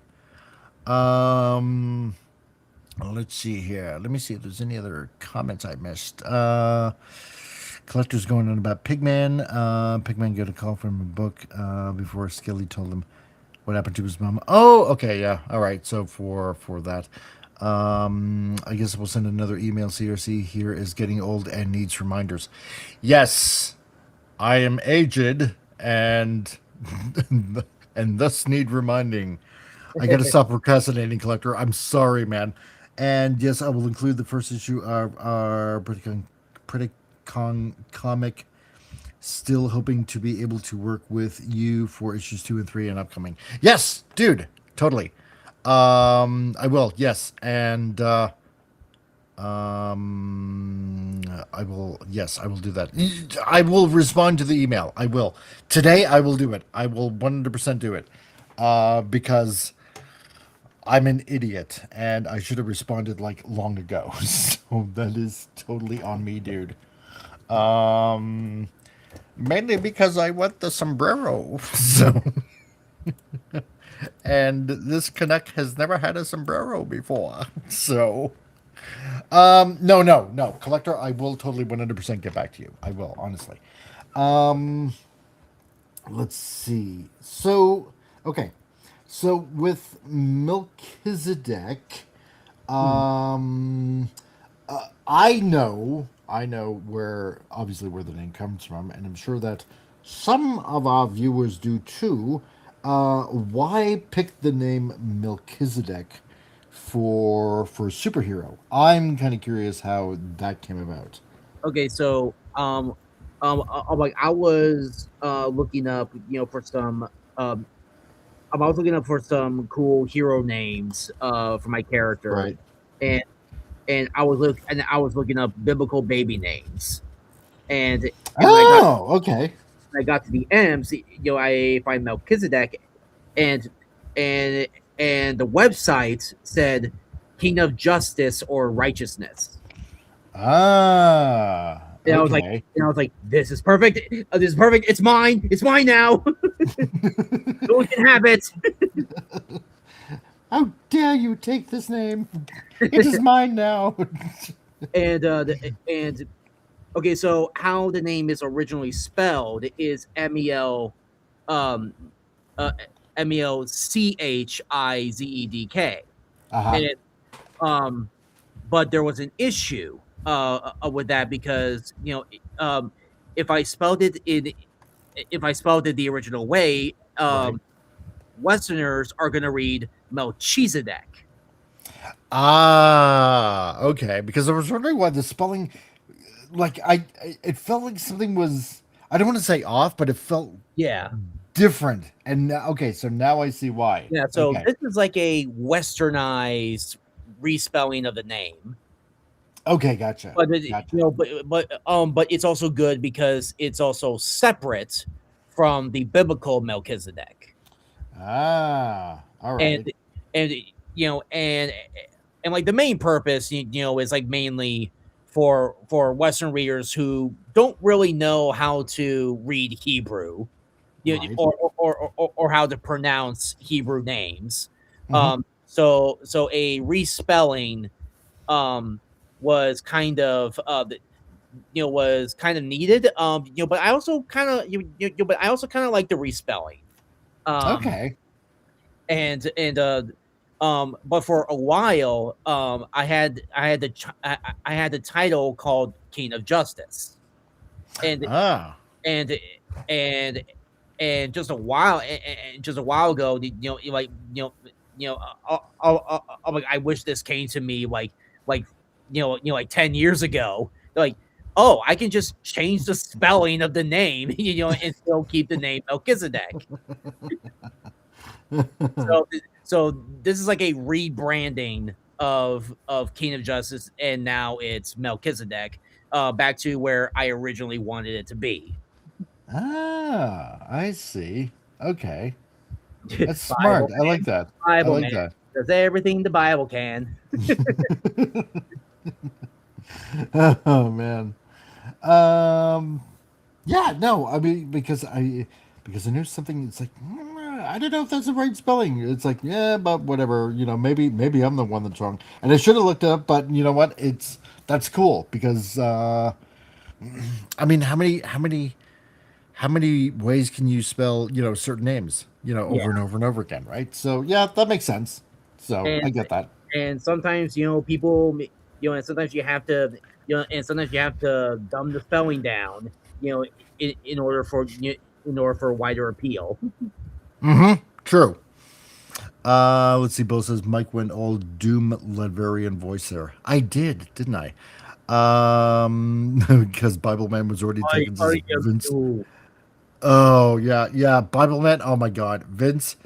Uh, the first time I saw that, I think it was like on video or something, and I'm like, I can see what they're doing here. It just, to me, it didn't work. I don't know why. It just looked really cheesy and kind of, I don't know. It's just me. But I like Veggie Tales because that was different. So, come on, talking vegetables. It was funny. I got a kick out of it. Collector says, yeah, 99% of the Bible Man people I still really does like have are Bible Man does have like some Boehner villain songs. true. Yeah, true. I think I it just was haven't watched a lot of it though. a Shadow of Doubts song that I remember the most. Like that one was really catchy. Oh yeah. Yeah. Ah. Let's see. Collector says 99% of the people I really like are indeed idiots. That's what makes them relatable for me. Yeah, I know. Yeah, same here. It's great, you know, because I'm on the same wavelength. So, or or we're just really smart, and everything that we do and say just sounds maybe not as smart because we're. I'm wording it wrong. Whatever. Bill Melchizedek. Melchizedek. That sounds like a McDonald's special. A Melchizedek. Oh, just wait. When Oh. my series gets popular enough, no cheese attack. We, we now have the most biggest grilled cheese sandwich you've ever seen. It's humongous. It's the biggest sandwich we've ever produced here. We call it the Melchizedek. It's a grilled cheese sandwich that's about 4 feet high, and it's layered, No, it will be multi-layered, does like it. like a deck of sandwiches put one on top of the other. It's great. We'll give you a gallon of ketchup just so you could dunk it. It's beautiful. It's the most beautiful It's thing I've ever super seen. big. It's great. That's right. So huge. It's like the Leaning Tower of Pisa, except it's American cheese. And why wouldn't it be? Because America. And oh my, I can see like Chick-fil-A doing this. Oh, because they Oh make yeah. chicken for a lot. Oh man. So yeah, this is my chat, and I'm proud of them, and the wackiness that ensues here on this channel. So all of you people out there, you've done well. Proud of all of you. You done well, my children. Yes. Now go ye and spread this channel around and gather the Spread this troops. comic around like the disciples Exactly. Go ye out into the world, my troops, my crusaders, as it were. and child soldiers. And I had to make that and God. And ye shall spread the word. And the word is Melchizedek. go to the channel and click on the links that Vincent has provided below. And yeah, that being said, thank you everybody once again on Rumble and all 6 of you that are watching on X as well right now. And yeah, The comic and is available on Global Comics. It's the 2 issues are completely free to read. I think we can show like a couple samples. yeah, sure, let's do that. Let me just take this down and I'll bring up the comic here. You can keep on doodling. What do you think? And I shall. What do you think of the what do you think of the female protagonist here? I like this. She looks cute. She looks great. It's like she has. She's a double deck. That's right. Extra large fries. Freedom fries. They're great. It's like 2 pounds of fries. That's extra large. I like the protagonist. Yeah. So, how'd you come up with her? As I'm bringing up, she's basically everything. Copy to give a little bit of a preview to everybody here. Yeah. In her within her creation, she is basically the embodiment of a partner that I've always wanted. Oh, neat. I like that. Yeah, so to you, she's like the ultimate girlfriend. Huge sickos. Huge. That's right. Huge. Why else do you think I invited him on? Why do you think I draw her?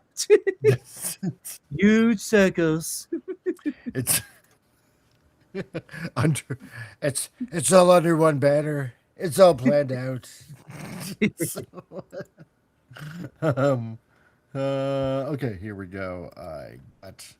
Yes. So for all of you other, you can get this as a hard copy, or you can download it digital. So yep, as well. So let me bring the window up if it wants to work with me.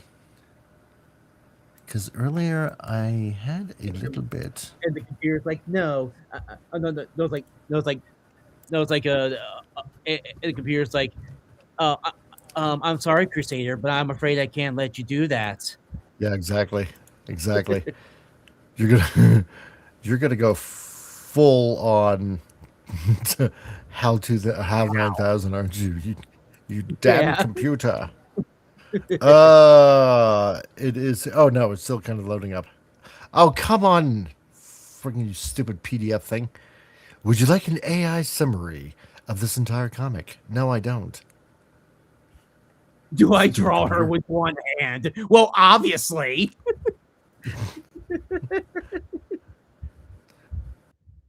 Of course. Why wouldn't you? So we'll just bring it up here. Because do you jar with? Oi, yes, that's right. Because on the other, where there'd be one hand, where it's not there, there'd be a hook. She's actually a pirate. Oh, I thought you were going for like. Oh, I thought you were going for like Native American. Oh, I could do that too. Yeah, that is right. Because when she was fighting the mighty buffalo across the plains of the Midwest, she got in a fight, and and thus she lost. and her thus she hand. got to name Buffalo Beater, That's the right. one who beats Buffalo. Legends, legends speak of her in great respect to the ancestors. So, collector, look, man, I am really sorry, but in order to draw your circles right, I really have to test them first, says the collector. Yes, because he is a doctor. He and he is qualified. So, Vince Womack, not what I meant. And so Really, and though. so is So- Ben Shapiro's sister. Yes, exactly. So, okay, so this is the first issue, guys. So if you want to go ahead and order a hard copy or digital, this is the first issue. So while he is explaining away, I'll give you guys a little bit of a preview. So So that's the PDF. I think you can also show the on the Global Comics because like because you can click on a button where you can buy. oh, right. Yeah. Yeah, okay, then I shall let me bring that up. That would be better, wouldn't it? But it's a fun read. I like it. Okay, wait a minute here. Where are my notes? Imagine Rocky from Project Hail Mary meeting Hal. Amaze. Oh, that'd be awesome. I'm sorry, Rocky, but I can't let you do that. Ah, nuts! But Rocky, I can't let you do that right now. Again? Not my motherboard. Presto. So, okay, so I'll bring the website up, and you guys can go ahead and take a look here as I get this up eventually. And there we go. Global Comics. Yep. And you can click on maybe click on the Melchizedek comic because like where it show and maybe click on the first issue. Okay. Maybe click on the middle again. So that pop-up will show. Okay. Click on one of the yeah, because there's like a pop-up. Okay. There we go. so There like we click- go. All right, so on the left, it says buy print edition, and that is where you can get it, and Yes. it will direct you to the Indie Planet site where you can buy a physical copy for only $5. Yep. Right there. I will insert that into the chat. And because right now I get a little bit of a weird delay going on right now. Yeah, and Okay. and you can also find the physical copy on the official XP Comics website on xpcomics.com. All right. There we go. So if you want to go go there. And look, ma'am, I'm really dry. Yeah, okay, I read that. That's called freedom of art. That's true. Uh, Oh wait, I don't think that's the right oh one. yeah, from Project Hail Mary. That was actually a really good movie. One, yeah, definitely. I will take all 4 from them. Lovely. Yeah. Right. See, dinosaurs. Because the link you posted on the in the chat, like that's not the right one. I need to make sure that I had the right links.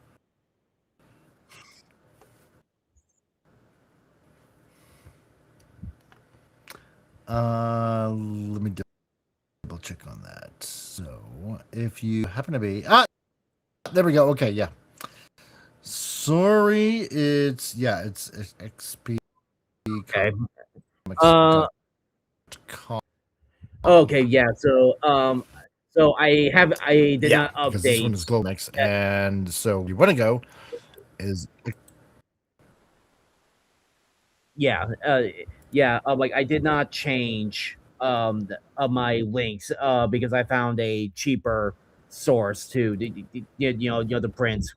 to print the comics. Because the one on Comics One, like they're like $7 each, and I wanted to do $5 instead. Yes.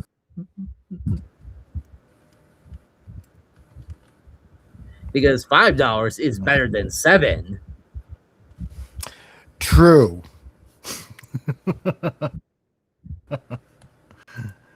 Hold on a second here. So here's a good question for you. Okay, so in this world, pretty much almost all the people are like super powered. So what kind of, aside from being around in the earth, like that the only reason that they're super powered, or was there another reason why you made them super powered as well? So not everyone is a superhuman in Adama. But basically all as far as the intro tells you, like that's the main reason why superhumans were created in that world. Was just so just so the humans can survive the harsh environments. Right. And because okay, cool. And because of their powers. Yeah. Sorry. And because I guess of you their got a little bit of a powers, delay going on here. Okay. Stupid internet. You make me look bad. I know, right? No, just going right ahead. So like that's the that's the reason why the superhumans were created, because because of the curse, done by Adam and Eve.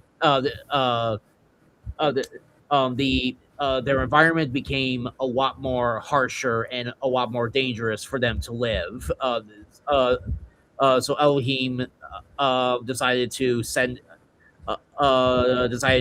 his angels to go down and mate with the human women to create superhumans. Okay. Yeah, which is also a reference to the Nephilim. Okay. Because I was wondering if that's what you were thinking. Yep. In that. So that's pretty interesting. Okay. But in this world, the superhumans were actually created, by God's design, instead of, versus like the, versus the Nephilim, in the Bible and the Book of Mhm. Enoch. Um, so the, so superhumans are completely different from the Nephilim.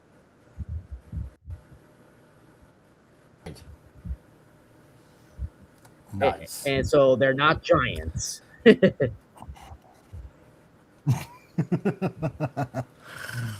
Okay, no, that's pretty cool. I like that idea. Let's see here. Okay, let me just bring that here. Okay. Um, no, because I got to say, with some of the panels that are on here, like this one in particular, it's just so funny, goofy, as Buddy on the Yeah, bottom here is just like, giving a freaking uppercut to like, oops, wait a minute, like to essentially a T-Rex, and I'm yeah, like, yeah, right. But on top of that, I love how you added the spines on there to give it like that little Godzilla kind of look to it, right? yeah, It is priceless. I love it, man. And it's like, okay. I see exactly where this guy is coming from. He is a Godzilla fan. Not only hmm does he like manga, but damn, he's a Godzilla fan on top of that. So yeah. it's like, yes. And Yeah, uh, no, collector. it's No, also a I figured that reference. much. Yeah, I'm lagging. Hmm. Oh, like it's also a reference to like Kira Toriyama's Dragon Ball, where they had the giant dinosaurs as well, and sort of like the goofiness that the dinosaurs go through. Yes. Yeah, Yeah, yeah, that's right. See because I totally forget about that from the manga, from Toriyama's manga. Yeah, there is a bit of that kind of weird goofiness in there too. So, it, yeah, like there's like a no, there's like a I'm scene glad. where there's a scene like where Gohan is like being chased by the T-Rex, and Gohan decides to chop up his tail to eat for dinner. And when the Yes, I dinosaur remember that. and when and when the dinosaur sees his tail is gone, he has that very similar reaction. Right? It's like, oh my god, yes, it's super. I love it. I love it. Yeah, Yeah, because it's nice to see that um when how should I put it?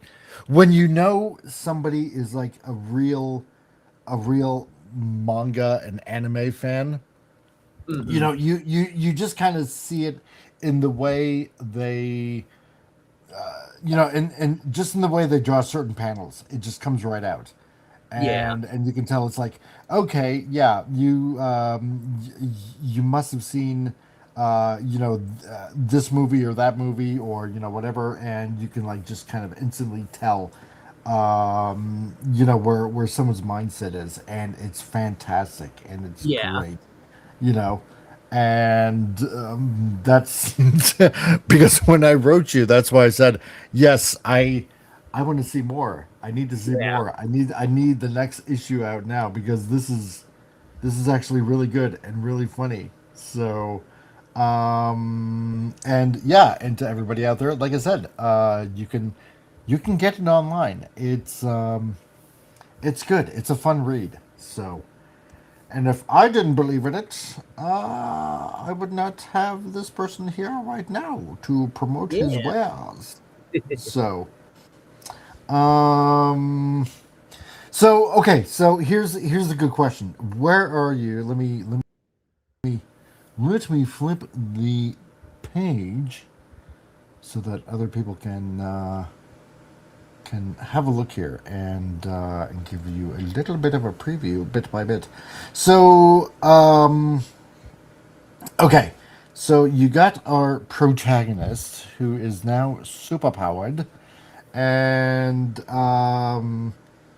You're introducing. Oh God, I'm trying to remember her name now. Dang it! I, I can't remember. I can't remember the girl's name now. Eve, Um, Eve. Yes. Eva. So okay. So I'm guessing obviously there is a good chance that a relationship is going to possibly blossom Maybe. Who knows? because not that I want to give anything away. Well, then, So okay, so um, okay, so I can't say like it's going to be pretty obvious that they're going to be love interests, and I am not a romance writer, so you, you know I, so so my so where I'm going at with this is like it's gonna be obvious, who's gonna be paired up with who. I'm not gonna be playing these stupid games of like will they, won't they, um, y- so but like eventually it will get obvious.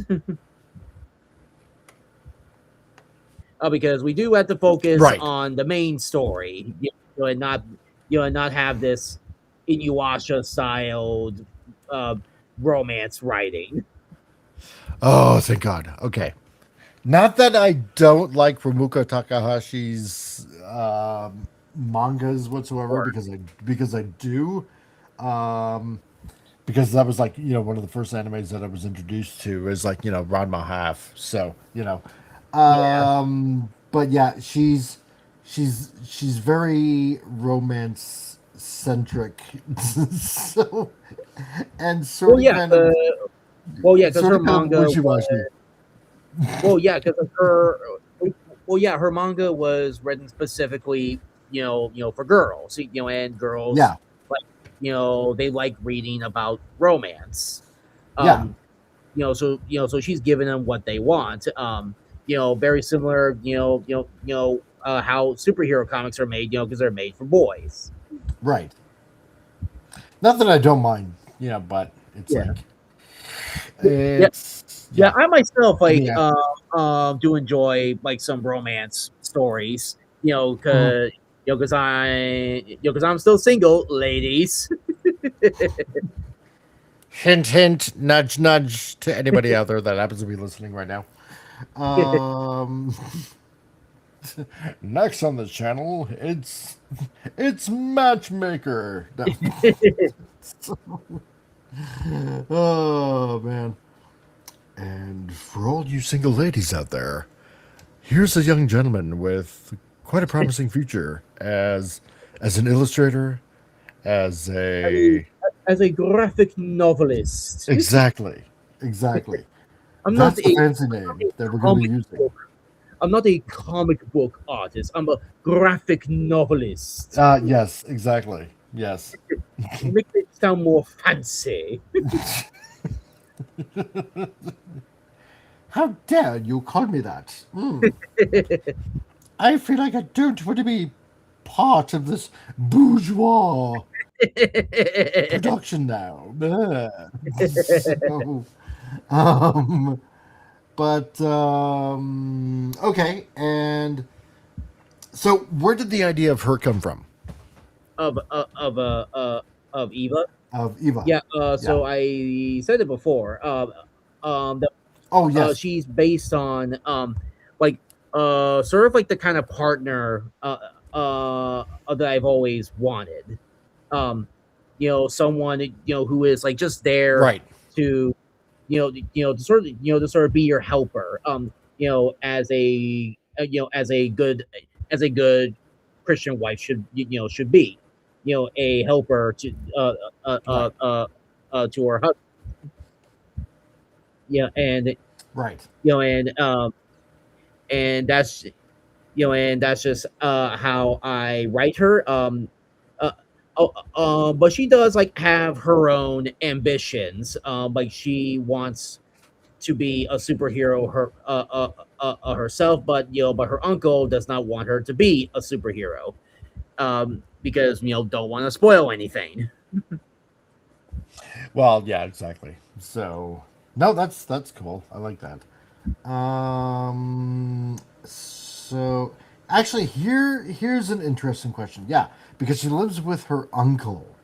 Mhm. So, how should I put it this way? Why go in that direction? Why not say her dad or her grandfather or grandmother or something like that? Like, I'm just yeah. So why an uncle? I know this might sound like a really odd question, Yeah, but it's like it's just me. I just like to get into like the kind of nuts and bolts and yeah, just wonder why people think or do what they do. I just find it interesting. like So, like I always the, like I always thought that like like an uncle or aunt, someone a little bit more distant, but not too distant, was a cool dynamic way to write like a sort of like a found family kind of dynamic, because like it's okay. always like with a grandparent or like a single parent, um um that like a lot of stories tell about, but um but I think it was because of Avatar: The Last Airbender. Oh, Pyro. Though in Harry Potter, like he does live with his aunt and uncle, but they're total jerks to him. Um, right. you know, you know, yeah, but but I also wanted to add like some sort of tragedy to to a backstory, Uh that I could like reveal later on. huh. Interesting. So, um, and actually, yeah, you know what? Here, there's something I wanted to ask. Okay, Mhm. like in this panel right here, obviously, there's this angel that appears before him, and did you, hmm, because this is kind of like something I'm sort of kind of facing right now because Mhm. there is a certain type of part of the story that I kind of want to add in, but did you rack your brain on how you're going to make an angel look in Mhm. this? So, so I actually knew somebody, who was also a comic artist, and oddly enough, his name is Melchizedek. Like I am not joking. Like his actual name is Melchizedek. Though he does call himself Right. Mel. Uh, and Yeah. and like we're like Facebook friends, and and he has he has written his own comic series where it's about an angel, I guess like a fighting demons, like I can't remember, um but he once told me that he met an angel that looked that looked the way that that this angel does. And and I've always believed Huh. that angels can manifest themselves in so many ways. Um, because like they obviously Okay. can't, because they can't show their true form to humans, because otherwise it will drive us insane. And when you're trying to give a message, like you want to try your best to not scare them off completely to where they Yeah. don't hear the message. Um, but I thought it was like Exactly. a cool You way you to don't need a draw an you don't need a angel. drilling idiot. So okay. Yeah, and Yeah. and I sort of like just stole this way of drawing angels. Um, because I kind of Okay. did, because like it's set in a different world. Maybe angels manifest themselves in different ways in different worlds. That's fair. Yeah. Yeah, That's completely fair. All and right.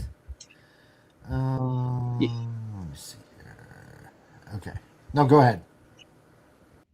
I think that's pretty much it. Like, like that's basically the origin of how I designed the angels. Okay. Let's see here, and I just love that every dinosaur looks like Godzilla, one way or another. It's awesome.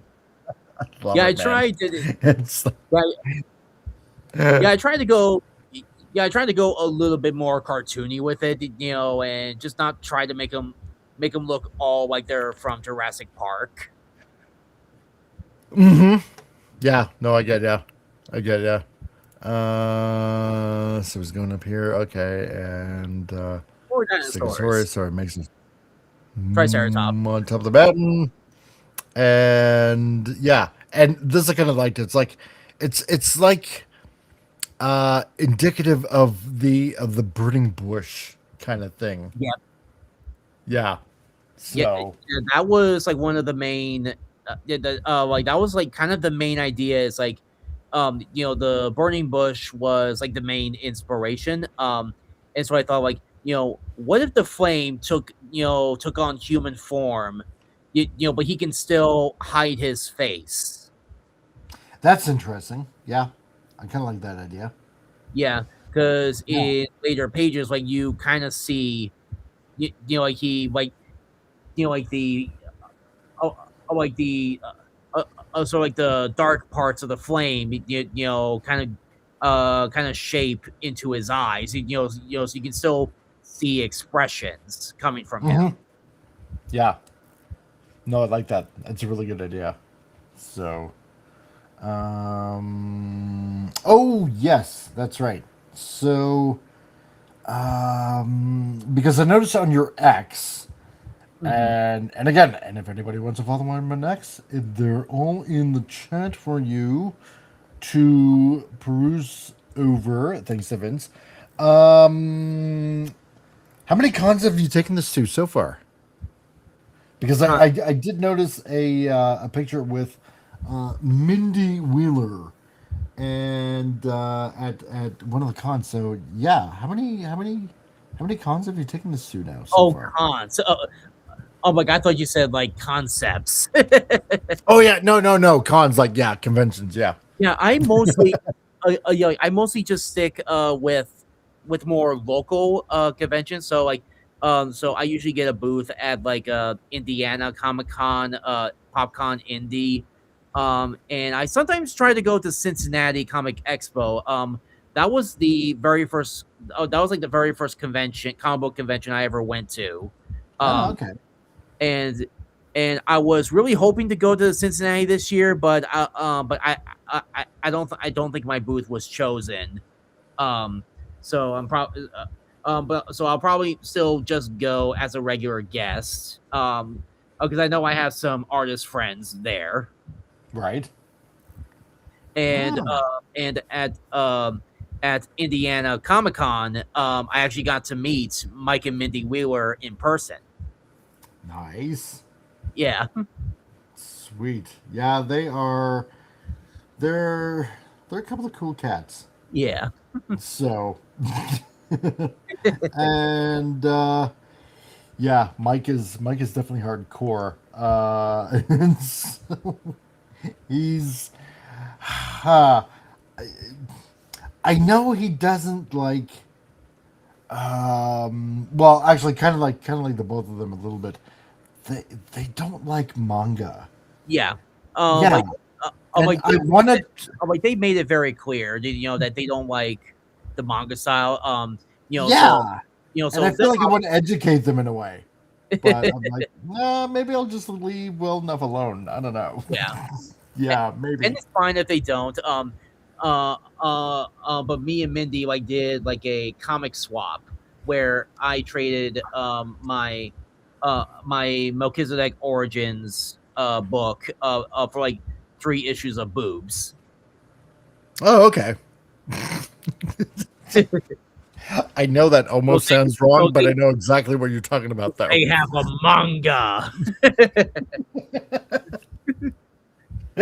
They have dirtied their hands with a manga.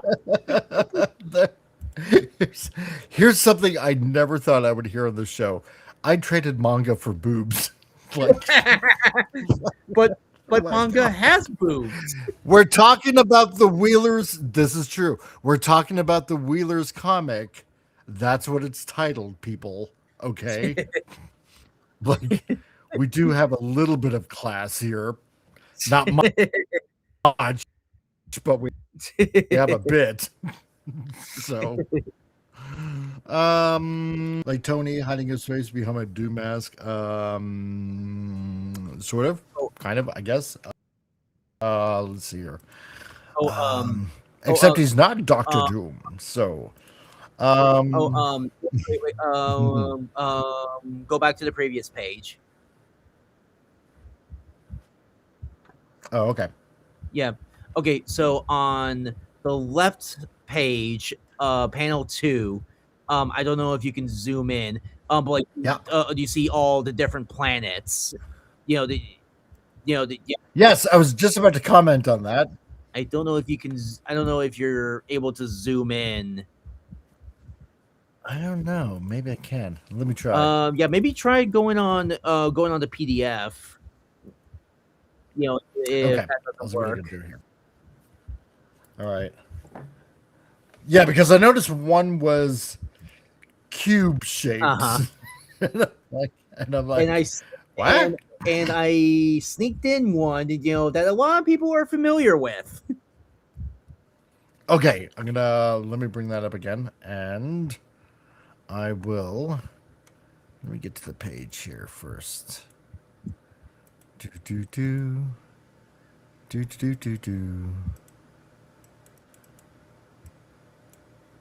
Come on. Come on. Work you slow computer. Jeez. Don't worry, folks. I will get there eventually. So, swing. There we go. Okay, and zoom in. And because all these people here are pretty well versed in the sheer goofiness of anime, manga, and everything else in between. So, yeah. So, not only do we rely on lowbrow humor, but actually good fun humor too. Okay, so got the entire screen, and now we're just gonna wait until this catches up on this computer. And Star Saber happy. There we go. Okay. Okay, it was there.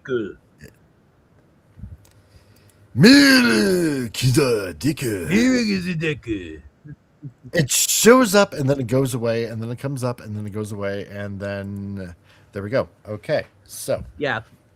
here we go. Yeah. So so you And see a planet that. there we go.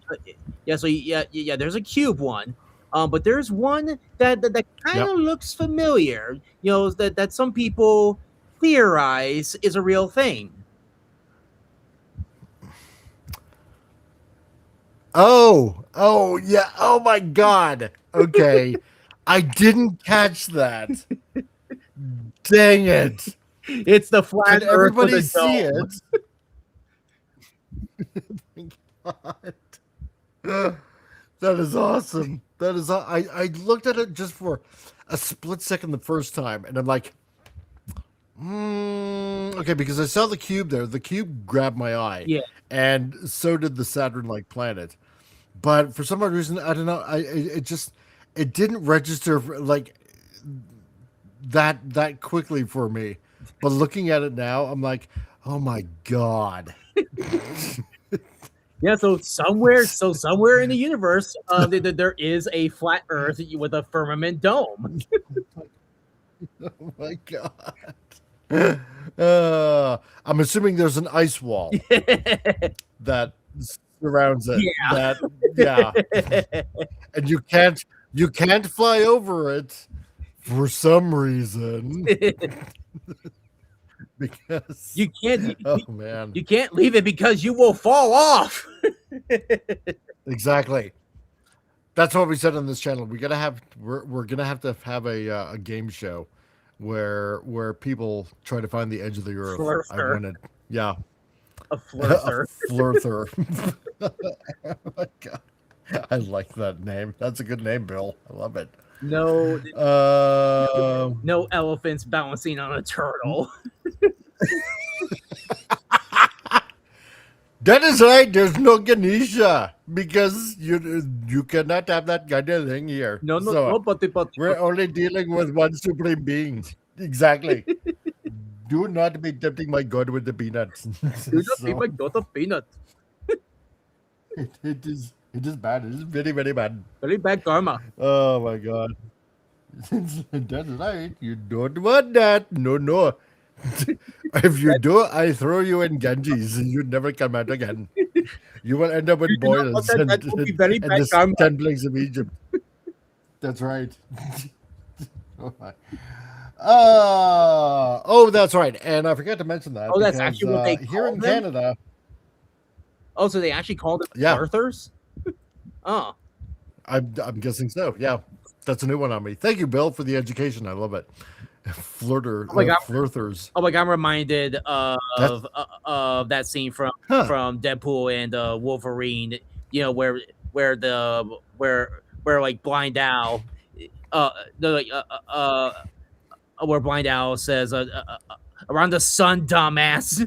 Okay, round earther. Oh, yeah, yeah, right. I, I remember that one. That's so Routher. good. Round earther. It's like, wow, he's really a flat earther. You gotta be kidding me. Oh, jeez. Okay. So where did the idea for the uncle come from? Like from an actual uncle Um, no, or a friend or a family member or something? no, I kind of wanted a sort of a tragic character, that you can like have, that you can have like empathy for, and kind of want Uh-huh. and kind of want to cheer him on, you know, to kind of to kind of like sort of like have like a redemption arc. Like if that makes any sense, without obviously spoiling anything that happens in the future of the comic. Um, Right, right. but something that's sort of the opposite of Uncle Iroh, um, where where he Oh, okay. where he's where in it where he is wise, but he's more pessimistic, and and it just has this aura of a broken man. Right, right. I like that idea. I like that idea. It's kind of like how I'm going to be taking, yeah, one of my characters and sort of well, I don't even have the first issue out, so I don't want to spoil anything yet, and that's the terrible thing. Yeah. But yeah, I was kind of thinking of along the same lines as well. Although I think I already kind of have it planned out, but yeah, okay. I I get where you're going Yeah. with it. Oh, because I get what you're the laying more down, tragic man. characters, not everybody has to be happy-go-lucky. Exactly. Yeah, because it's never almost always a happy story or a happy Yeah. time or you got to have a bit of that tragedy, which can only either make or break a good Yeah. character, essentially. Yeah, Why yeah. do you think Batman is so popular? Yeah, exactly. Because Martha. Why'd you say that name? Mama. Yeah, right. It's like, damn, get over it, Bruce. Jeez. Superman is kind of a tragic story, because he did lose his entire family. You, you know, True. but his adoption, to Earth, kind of makes it less tragic. At least until they kill off Pa Kent. Yeah. Some yeah. some continuities they do, and some continuities they don't. Yeah, it's weird. I just damn it, DC. Like I just want a consistent Yeah. story. Is that too much to ask? Just give me one. Nowadays, Yeah, but no, nowadays, for some odd reason. uh, Oh yeah, go ahead. nowadays, nowadays they're both gone. Yeah, right. Because why would you even dream about having a normal, functional, family, household Why can't kind of John thing? Kent have his grandparents? Because they didn't, or something. They Yeah, didn't pay their DC taxes. that's right. They didn't pay their carbon tax, and therefore the carbon tax collected on them. Instead, they had to be ground up and given back to the earth. Dark. Oh man, that was slightly dark and gloomy, but they would do that anyway. So Yeah. yeah. Yeah, don't worry. Don't worry. They'll be back in the next reboot. Exactly. Like the X-Men, they'll just come back. Yep. So yeah. Let me see here. Okay. And Maybe, thi- yeah. and and this time, it will be John and Mark Kent. Ah, yes. Right. I swear, Oh, like I can almost predict like that's what they're gonna do. yeah. Oh my God. Yes, exactly. Because you can't find happiness in any kind of relationship. It has to be dysfunctional. No, and I can almost see the obvious not real excuse to why they changed Martha to Mark is because both is because both is because both Clark and Bruce's mothers are named Martha, and that would be the lamest excuse. Yes. Why do your mother have the same name as my mother? I don't have a mom. Man, I have dads. I have dads. It's, well, you must have came from a fertilized egg. No, I'm just a sperm with legs. Something. I don't know. Let's see. Vince says We're there's all an old degenerate. universe where Uncle Ben Oh. still lives. I think he works in a rice factory. Oh God, yeah, So, in China. So I also want to answer Bill. Anyone keeping up with my Adventure with Superman? Yes, I am keeping up with that. It's a really good. It's the anime Superman I've always wanted, and I cannot wait for the next episode, where Okay. we're possibly going to see the Super Twins. Oh, really? Yeah, and so it's gonna be the Super Twins where it's like John Kent, and I guess he's gonna have a twin sister, maybe. Because it Oh, was that's sort of like a cliffhanger at the end of the episode. okay. That's Because interesting. in this season, they do bring in, okay, um, so this season, it was clearly ripping off like the Dragon Ball Z Android saga, where John Okay. Kent, where John Kent goes back in time to stop to prevent Superman from dying, and Really? and and how John Kent Superboy is designed is that he looks like Connor Kent's Superboy, but he just has John's name, Ah, okay. and and so that whole thing happens, and he goes back to goes back to his own timeline, but because they changed the past, the future is different once again, and Lex Luthor is going to send a different John Kent, because Ah, because in altered future, so it's right. probably going to be a darker John Kent Superboy, and possibly like his twin sister, maybe. We don't really know. Dang. Didn't anybody learn from Flashpoint whatsoever? Like, come on. Nobody learned from Flashpoint. Hell, we don't even learn from Back to the Future. No, exactly. There's so many things that can go wrong. Come on. But Vincent, no, yes. no. Vincent, yes. Super twins, not the Wonder Twins. Oh, yeah. Okay. See, that's where I erred. That's where I erred.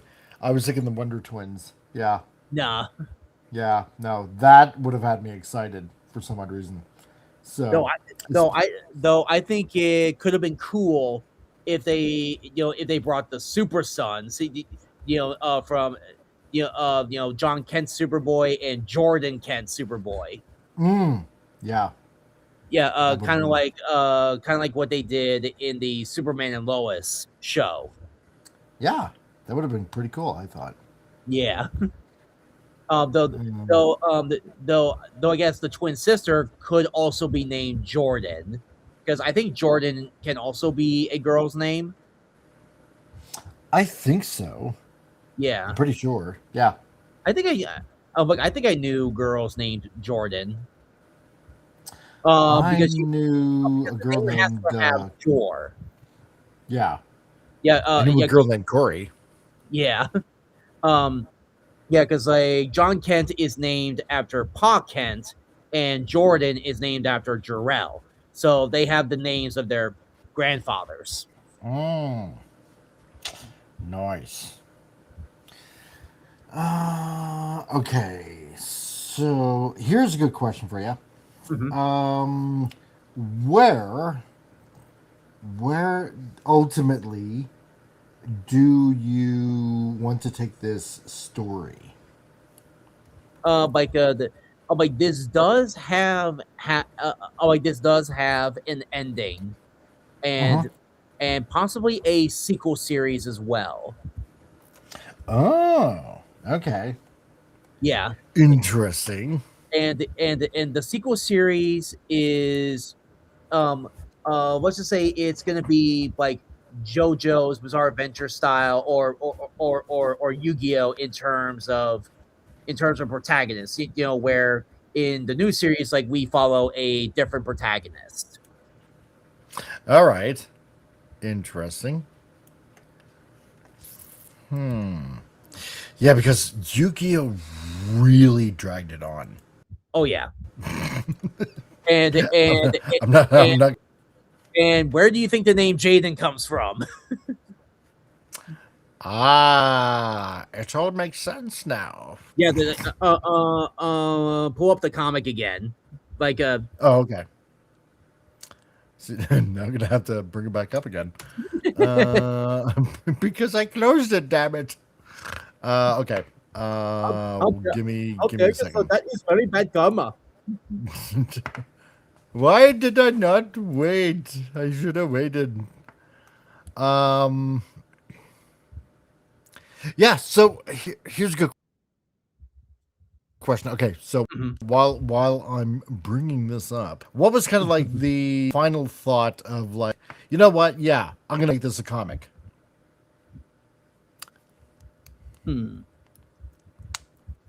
Let's see. How do I answer that? Like, so like, what was my thought on what was like the final nail in the proverbial coffin that, you know what? Yeah, this is a really good idea. I'm gonna turn it into a comic. so like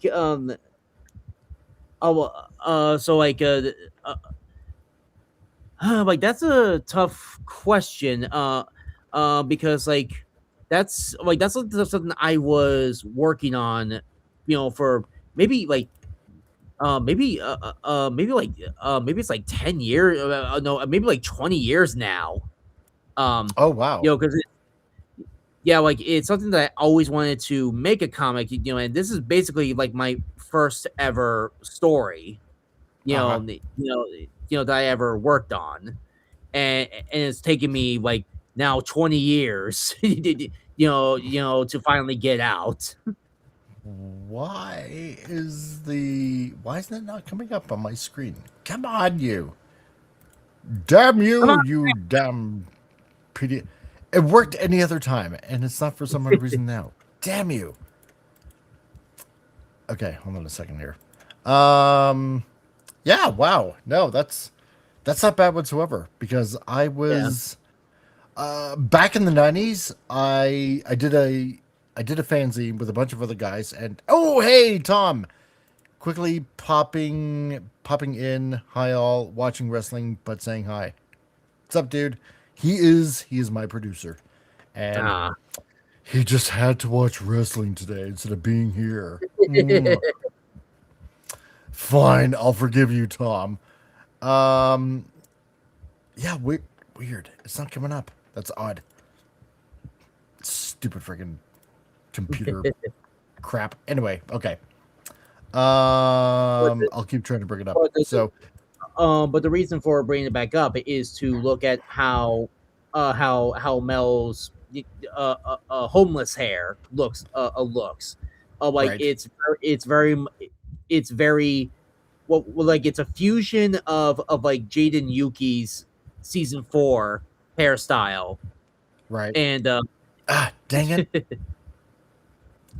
Sorry, that's Mary Worth in the suit that Ripley was wearing in Alien 2. Yeah, no. That was for somebody else. Okay, that's not what. Dang it. Anyway, yeah, bring it back up. No, I'm not bringing it back up. It's not coming up. That's what she said. but yeah, like, Damn you, yeah, like Mel's. Okay. But Mel's hair, like especially like like when when he was homeless, it was a fusion of Jaden Yuki's season 4 hair and Goku's hair. Oh, okay. Interesting. I like that idea. Yeah, and and then he gets it cut to where you see it, to where you see it now. Right. Okay, let me have a look here. And he's got a beard. Yeah, yeah, that's right, because now he's clean shaven.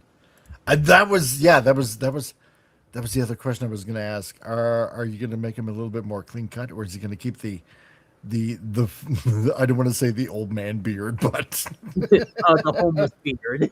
yeah, right. Like, dang it, yeah, it's not coming up. That's really weird. Shoot. Okay. Yeah, like like his hair, will grow out over time. Right. Like it will grow back out over time. Like especially as he gets older. Yeah, so like he's like he's not clean shaven. Like he does have a beard, but it's just very short. Yeah, and once he gets older, he'll get a fuller beard, and his hair will like grow back to, like the way it was, when he was homeless. Right. Oh, okay. Representation growth. Right. You gotta have that. Because representation is a good thing. So, represent me. If you don't, no, you'll have plenty of people saying, "Thank you for representing the homeless community out there." And the bearded people. And the bearded people. Because we know there's a big stigma against bearded people. Like, okay, fine, sure. I think more male characters should have beards. Actually, yeah, you don't see a lot of them, do you? Yeah. Yeah. The only exception is like they only have a beard when it's like meant to show their age. Right? Yeah. We need more superheroes with beards. Like a Aquaman sometimes has a beard, and other times he doesn't. Yeah, true. Here's a good question for you. Okay. Okay, first of all, Marvel or DC?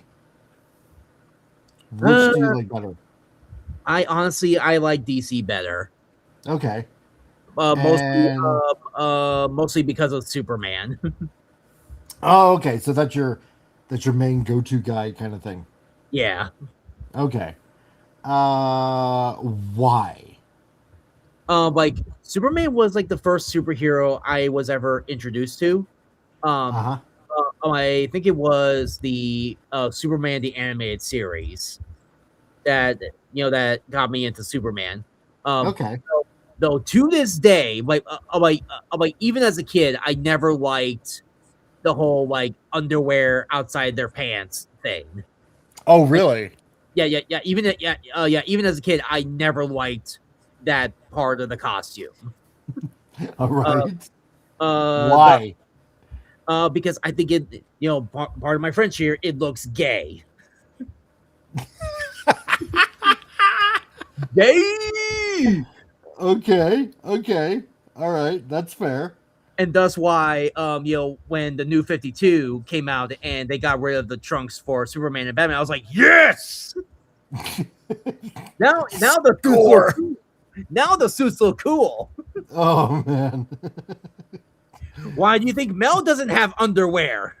Yeah. Well, because he couldn't afford them, I thought. But what do I know? Which his costume is a fusion of Superman and Goku. All right. Yeah, so like he's got so like the top half is tight, and the bottom half is very baggy. Like a Goku's pants. Okay.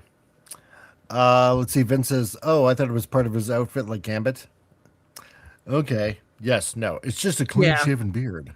So. Yeah, it's a bit difficult to see. Like that's why I kind of do like this jagged thing to kind of make it look like it's like hair. It's not meant to be, like like a jaw bracelet or or whatever it is. Yeah. Let's see. Bill says they should hold an event, BeardCon. There you go. Oh, actually, you know what? That sounds like a really good idea, huh? My MC has a beard, and but I don't think it fits her. Oh God.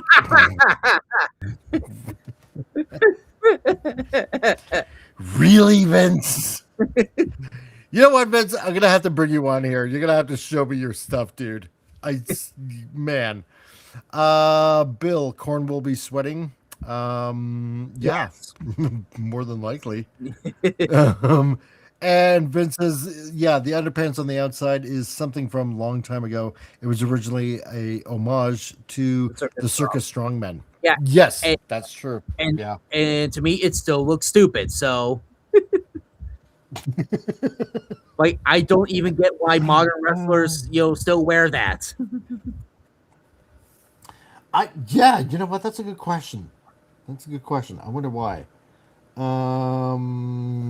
Okay, no, that's cool. So, let's see here. Whoops. Wait a minute here. And maybe I can.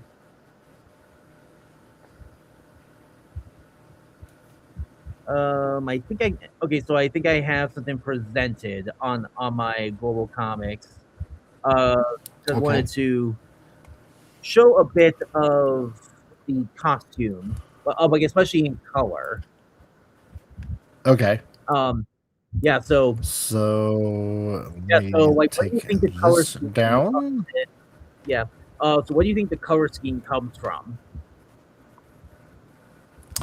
Okay, that's a good question. Hold on a second here. Let me put this here, and I will just exchange.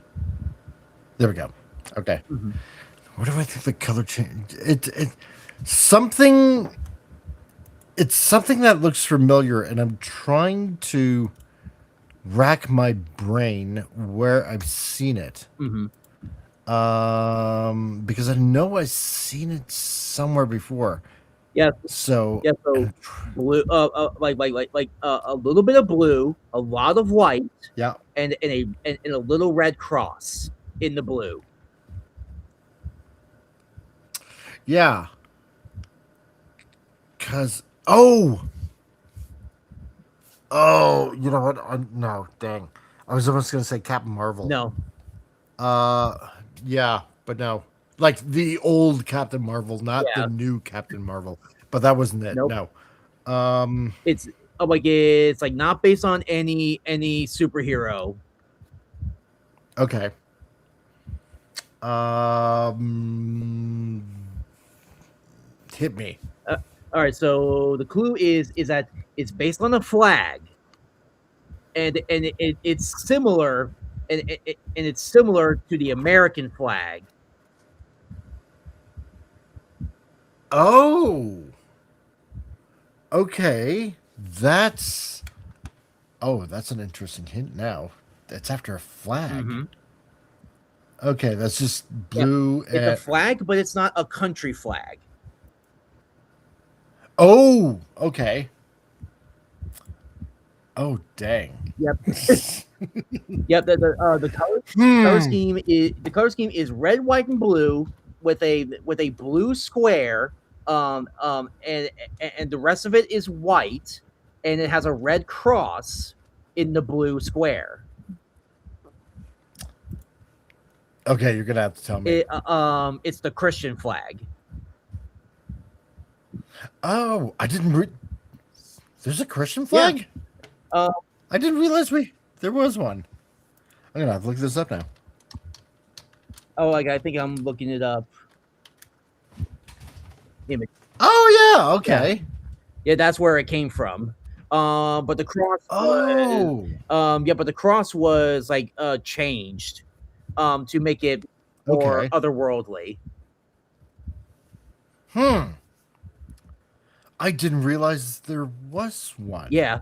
Oh, it's even on Wikipedia. Oh, Wow. like if you go to like a lot of like a very conservative like a Baptist churches, like they will be waving those flags. Oh. I had the faintest idea. You know what? Because I've never seen that. Huh. Honestly, like, yeah, it's. I don't think I've ever seen that in Canada whatsoever. Oh, oh Huh? yeah. The Christian flag is Oh yeah, that's regularly right. You displayed live in outside Canada. buildings and churches, and Yeah, this yeah, is yeah, yeah, this is yeah, we're a communist country now.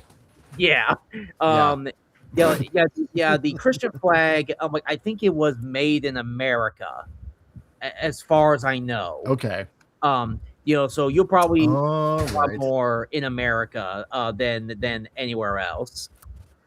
Oh, here we go. Okay, so the Christian flag came into existence in the 19th century when Charles C. Overton, a Sunday school teacher at a chapel in Brooklyn, New York, realized that there was no flag or universal image to represent Christianity as a whole.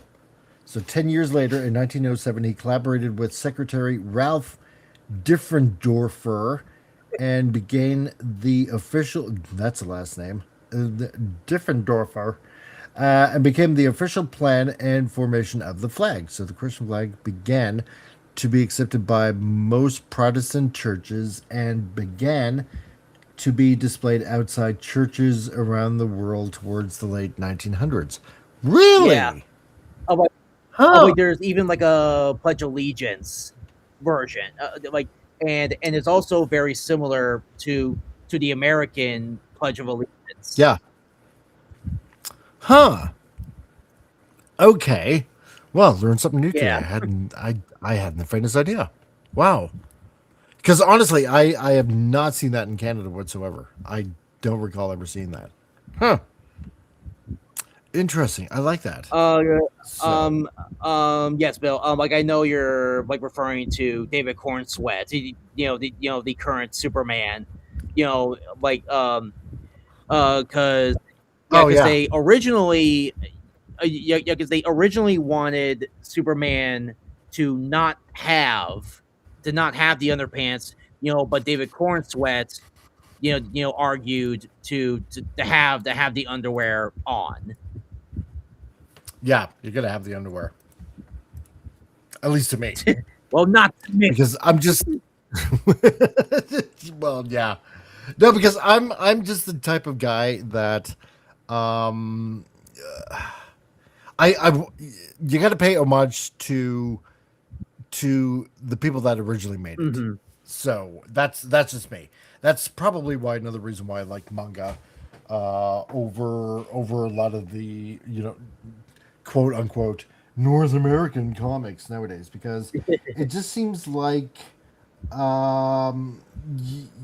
just want to crap on everything that previous creators made. I mean, when what was it when the Turtles came out? Like what was it now? God, I can't think how many years that was now. Like about 6 years Yeah. ago. It basically stomped on everything that Jack Kirby made, Yeah.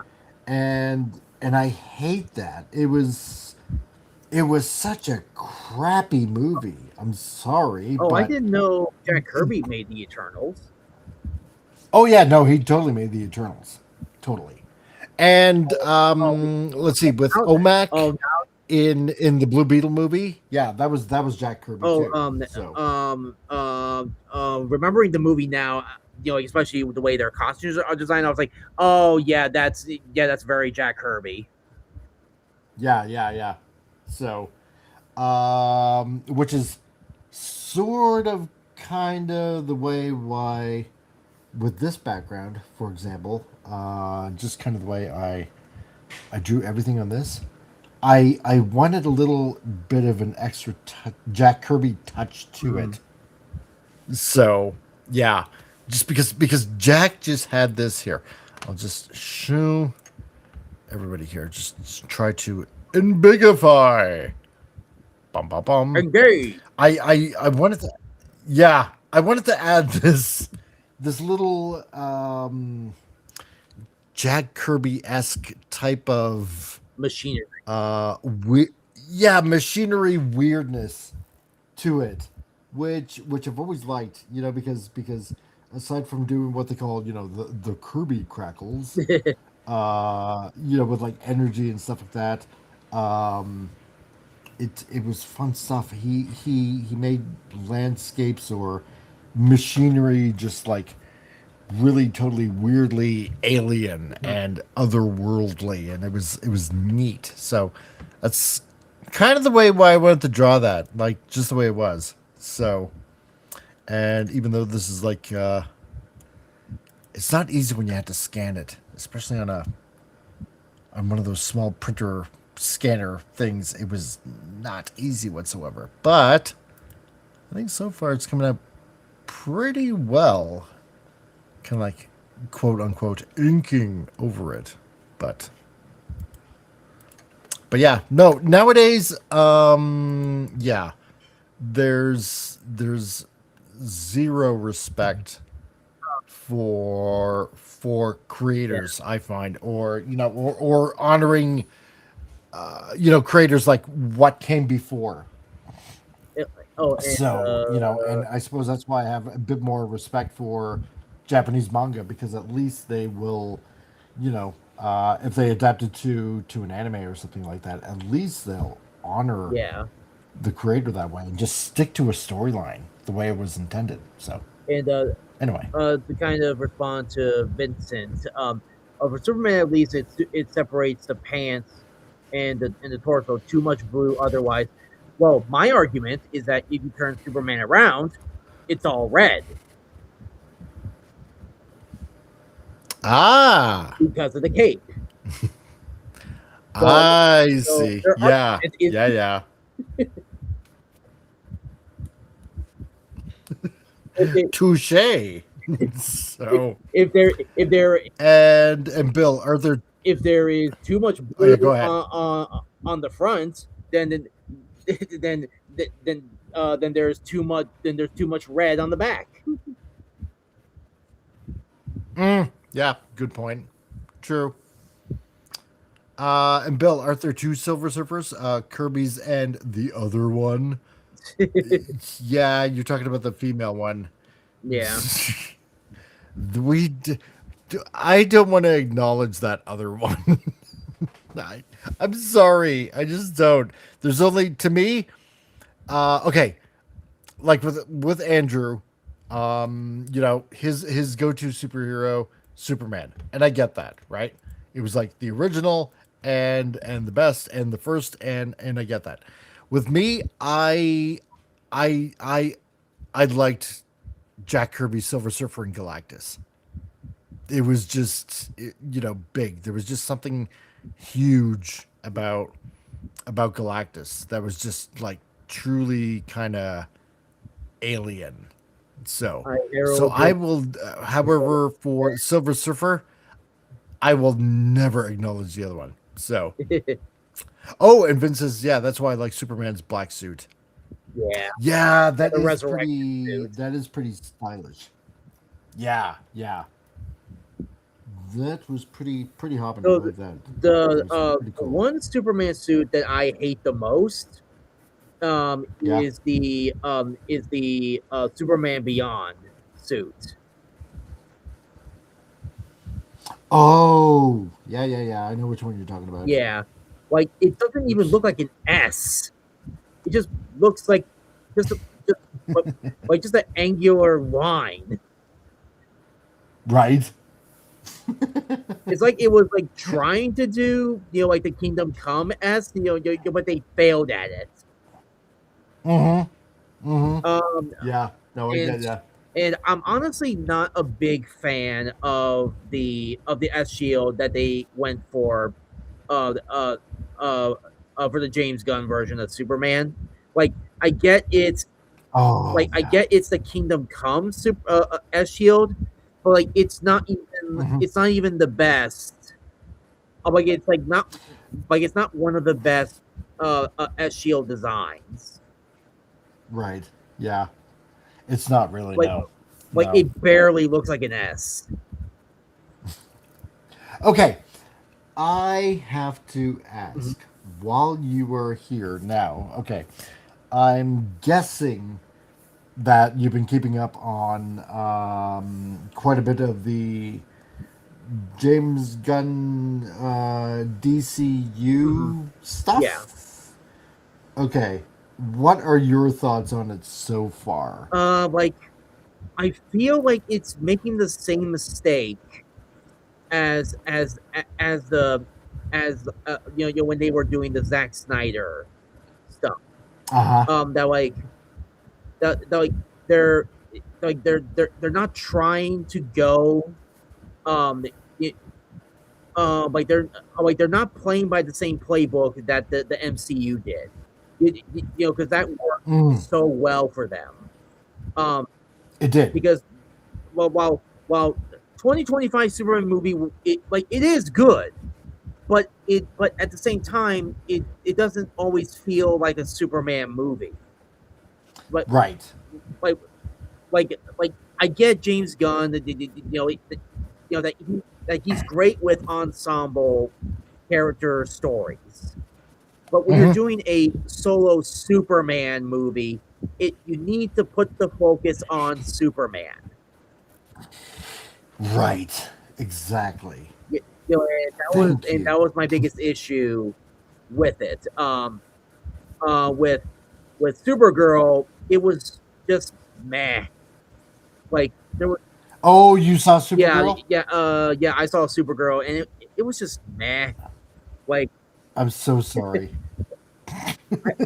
I only went out of curiosity, and I wanted to see what they do with the Uh huh. main man.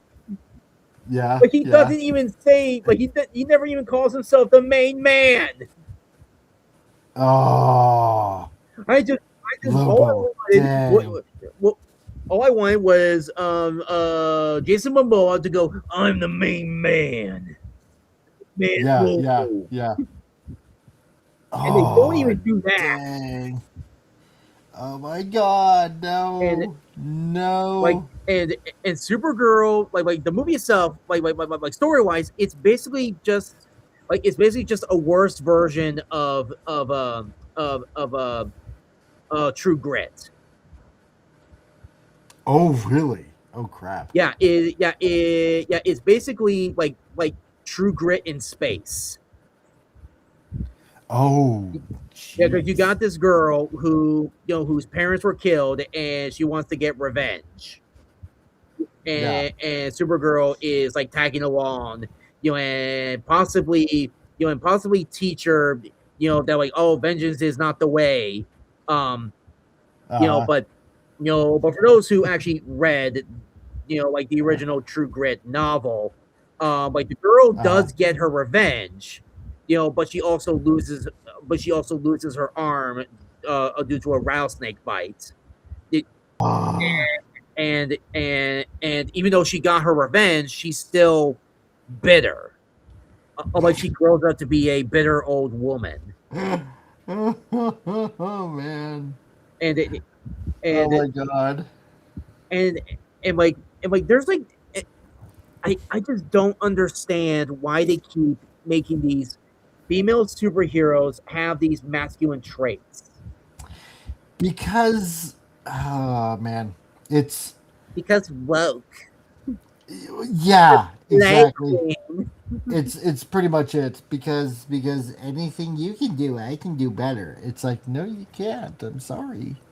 So you Like just the only good scenes in that movie is when David Cornsweet Superman was in it, yeah. and he Well, was I wouldn't know because I never seen it. well, like So well, like like I'm sure you can find a clip. Because like his scene in that is really good.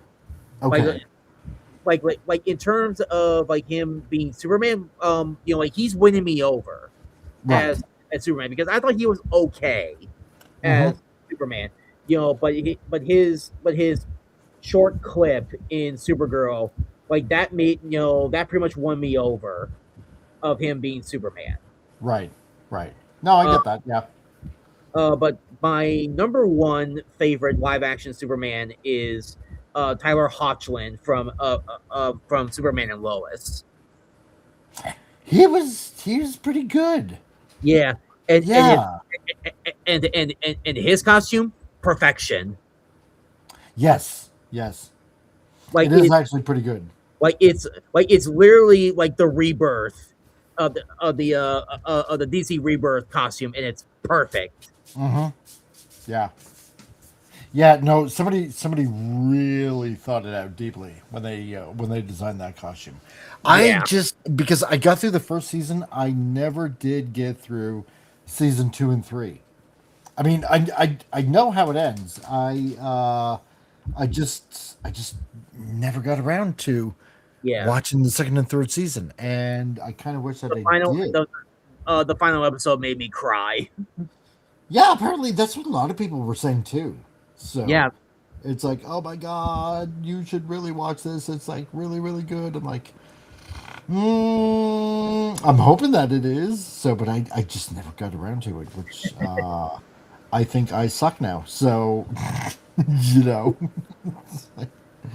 I'm sorry, people. I and haven't. and and it, what kills me more about the Supergirl movie is that Supergirl doesn't even learn anything.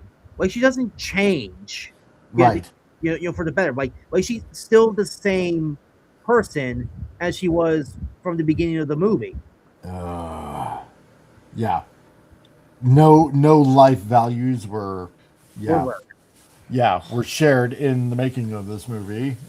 Yeah, Nothing of value was learned or gained or lost or anything. It was just he was yeah, there. yeah. It sounds like a James Gunn typical James Gunn movie, really, when you think about Yeah, it. So yeah, which is really disappointing because I liked I liked his Guardians of the Galaxy movies. yeah, Like, third one, yes, third one could have been better. Yeah, by far, it could have been like way better. And that's fine. Not every movie can be fantastic. I get that. Um, however, yeah, it seems like he's losing favor with Warner Brothers like really, really fast. And if the whole Paramount thing goes through, yeah. DC's done. yeah, that's going to make things even more interesting, like way more interesting. So, but Yeah, no, because I kind of yeah, thought, yeah. because Oh, I go think ahead. they're Yeah. because I think they're holding off on revealing who they're going to cast as Batman. Mhm. Because of the merger. Yeah, yeah, it's going to be very interesting. to see how that goes. Yeah. Very, very interesting. Vince says, yeah, I just saw the clips of the show. Did they ruin Lex in that show and he made Doomsday? Okay, I so don't know. okay, so I can tell you this is one of the best Lex Luthors you will ever see. Oh wow. Yeah, like he's an absolute asshole, and but the actor they got to portray him is so good. Hmm. So so he's an older Lex Luthor, and he has a daughter, um, who who also has who also has a son, and so Lex Luthor is a grandfather, and Right. there's this whole thing where his daughter like just doesn't want anything to do with him, because of his, Ah. because of his beef with Superman, and she just didn't want any of the drama that came with it. Oh, okay. Cool. Cool. Yeah, yeah. So I don't know it. I don't know if you care about spoilers, but how Doomsday comes into being. Go for it. Okay, so Doomsday is Bizarro. Really? Yeah, so basically Lex Luthor captured Bizarro Superman, from Bizarro World, and basically Uh-huh.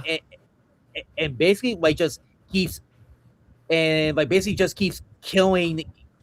I wouldn't say beating, like he keeps like repeatedly killing Bizarro Superman, and Wow. Bizarro Superman like he like starts to mutate into Doomsday. Right. Exactly. Yeah. Yeah. Oh, okay. Okay. How they did it. Yeah, So I it was like, sort of kind of that's follows a the real comic, but not way. quite. Yeah. Like it is, like it is Doomsday. Okay. Yeah. Hmm. Let's see. Bill says, yeah, and the Supergirl movie didn't even feel like a Supergirl movie, although Momoa's Lobo was pretty cool. And yeah, Krypton TV series had Brainiac, Doomsday, and average-looking Lobo. Definitely not Momoa. Yes, I know. I saw that Lobo from the Krypton series, and dang, that looked weak. That looked so bad. Man, he looked like I don't know, like a biker wannabe. Yeah. That was trying to act like Lobo. Though It I looked heard so bad. though I heard the So Brainiac bad. in that show looked really good. It was almost like from the Superman Unleashed uh Hmm. animated movie. Okay. Where it was where it was like the beefy, Brainiac. Yeah, yeah. See, oh man, if you get just a really good person that can actually, how that can actually, that's actually read the comic, or whatever it is they just happen to be doing, like, but for God's sake, is it really that hard to just read a story arc before you start making, like, a television show of some sort, like Superman, or, well, like any comic property basically, Mhm. at all, right? It's not that hard. Just, Apparently, and it then, is. yeah, apparently so, right? Because, it's like, well, why would I want to make the fans happy? I don't want them to watch this. You're literally making a show about a superhero. Why would you not want fans to Yeah. watch it? Come on now. Like, this is, well, I don't know. This seems like rocket science to me. It's like, no, it's because you're a freaking idiot and you work for an idiot company. Just like, Who are has who are any. run by a bunch of boomers who don't know anything. Oh my god, I know, right? It's like the CW all over again. Yeah. You know? Here's the thing. The Flash was like, I didn't really catch Arrow. I didn't really care about, Green Arrow whatsoever. Not that much. But I heard it was like really, really good. So it's like, okay, fine. Yeah, whatever. But I liked The Flash. I did enjoy The Flash. But then after a while, it just turned into the Iris show. and I'm like, I'm losing all compulsion to want to watch this. I have no interest in. I didn't even finish off the Flash, which was pretty bad. Yeah, And yeah. The Flash was the kind of series where it just got worse. it Like the did. more season it made. Yeah.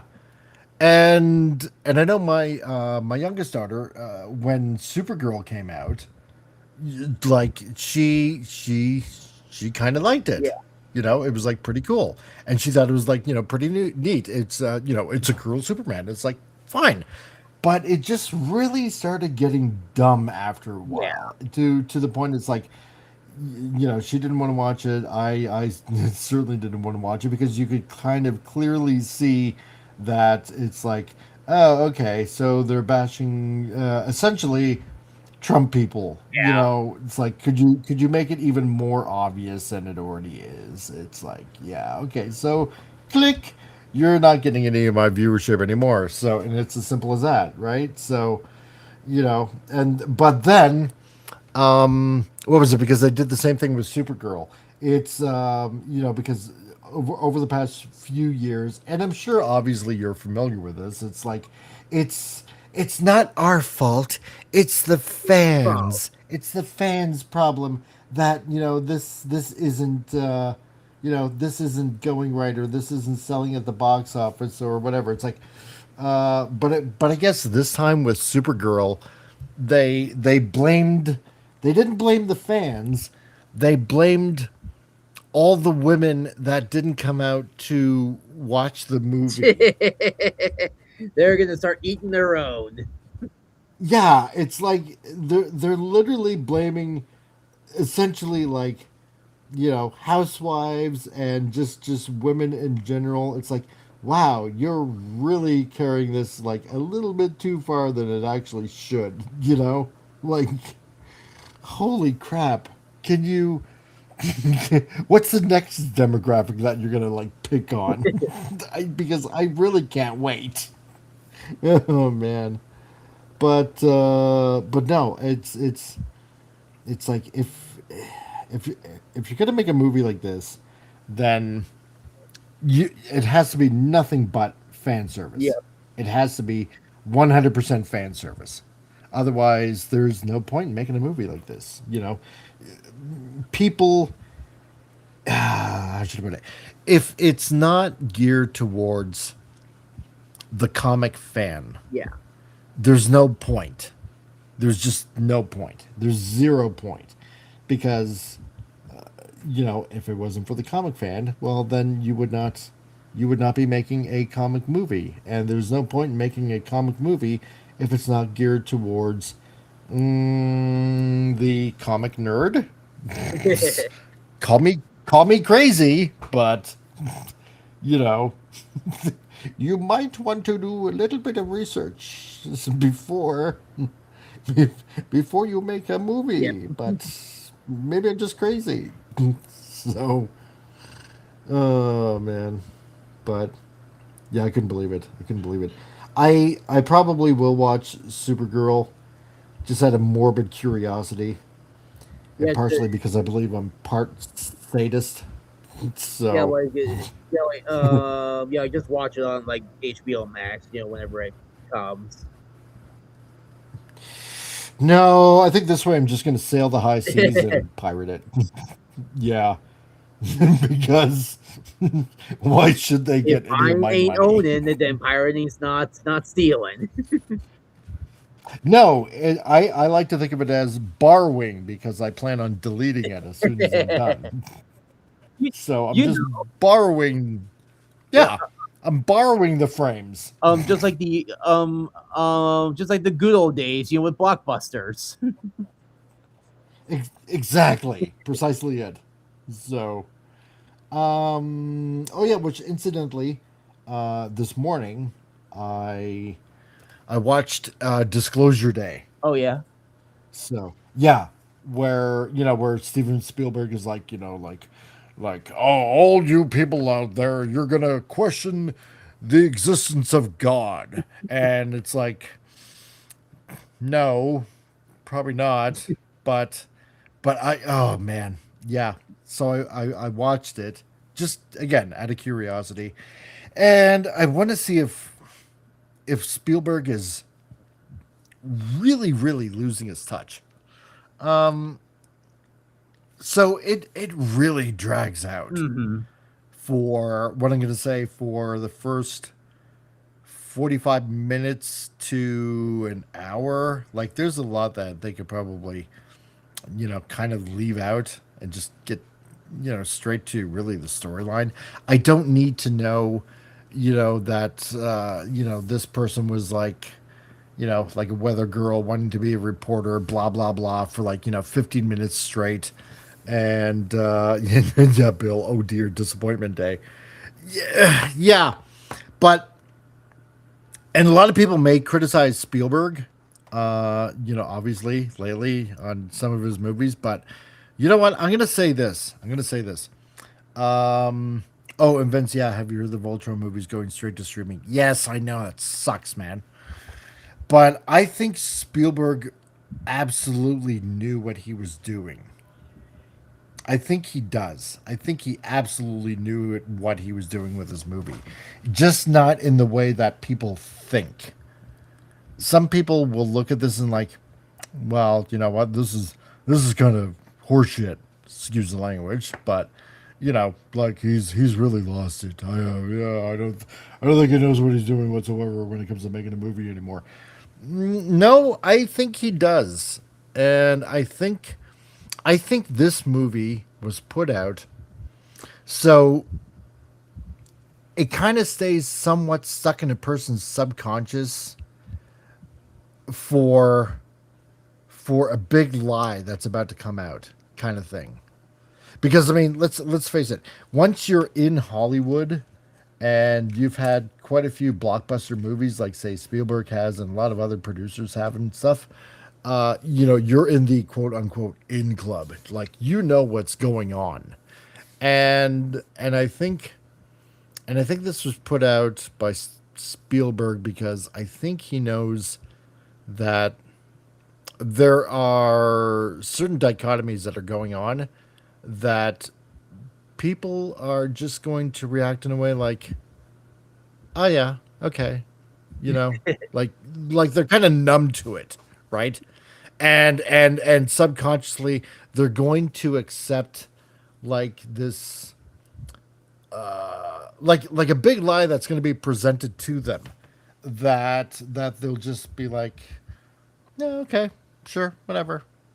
You know, it's it's really weird. It's really weird. I think he knew exactly what he was doing. Yeah. So, Uh, yeah, but yeah. uh, It's just but I do, real crap. but I do think he's out of touch, because he hasn't made a movie in like a long time. Oh yeah, yeah. Well, a good movie in a long time. Yeah. So, I mean, let's face it. Indiana Jones 4, Crystal Skull. Yeah, that could have been better. Oh, Even though there was like Lucas as well. But and speaking of like movies, have you seen the trailer for I Play Rocky? no, I haven't. Oh my gosh, it looks so good. Like, okay, the guy they got to play Sylvester Stallone, he Right? he looks like a young Sylvester Stallone. Really? He does the voice. Really? Yeah, yeah, he does the voice. Oh, okay. See, now I'm gonna have to. Now I'm gonna Like, have to I look that up don't now. know if you do not like share like if you don't show trailers, because YouTube. Oh no, Um, we you know, can. We can. I just have to pause it every once in a while so I don't get, yeah. hit by YouTube. Yeah. Right, let me So see if I can look for it. okay. Uh, Let's see. And while he's looking that up, Vince says, yeah, and Disclosure Day had totally nothing to do with the UFO files that were released at a similar time. No, no, no, not whatsoever. No. And never. Bill, he obviously tried to kind of nod it to the government release UFO files. Yeah, no, of course. Although in the movie they actually released everything. Meanwhile, in reality, they just white dot UFO videos. Yeah, right. So, And Vince also says, I think Spielberg's last good movie was AI. Yeah. That was handed to by Kubrick. Yeah, you know what? That was really good. That was a really good movie. Although I did like Ready Player One. I know a lot of people probably didn't like it as much, but I thought, no, you know what? For a fun movie, I was okay with that. I Yeah. was okay with that.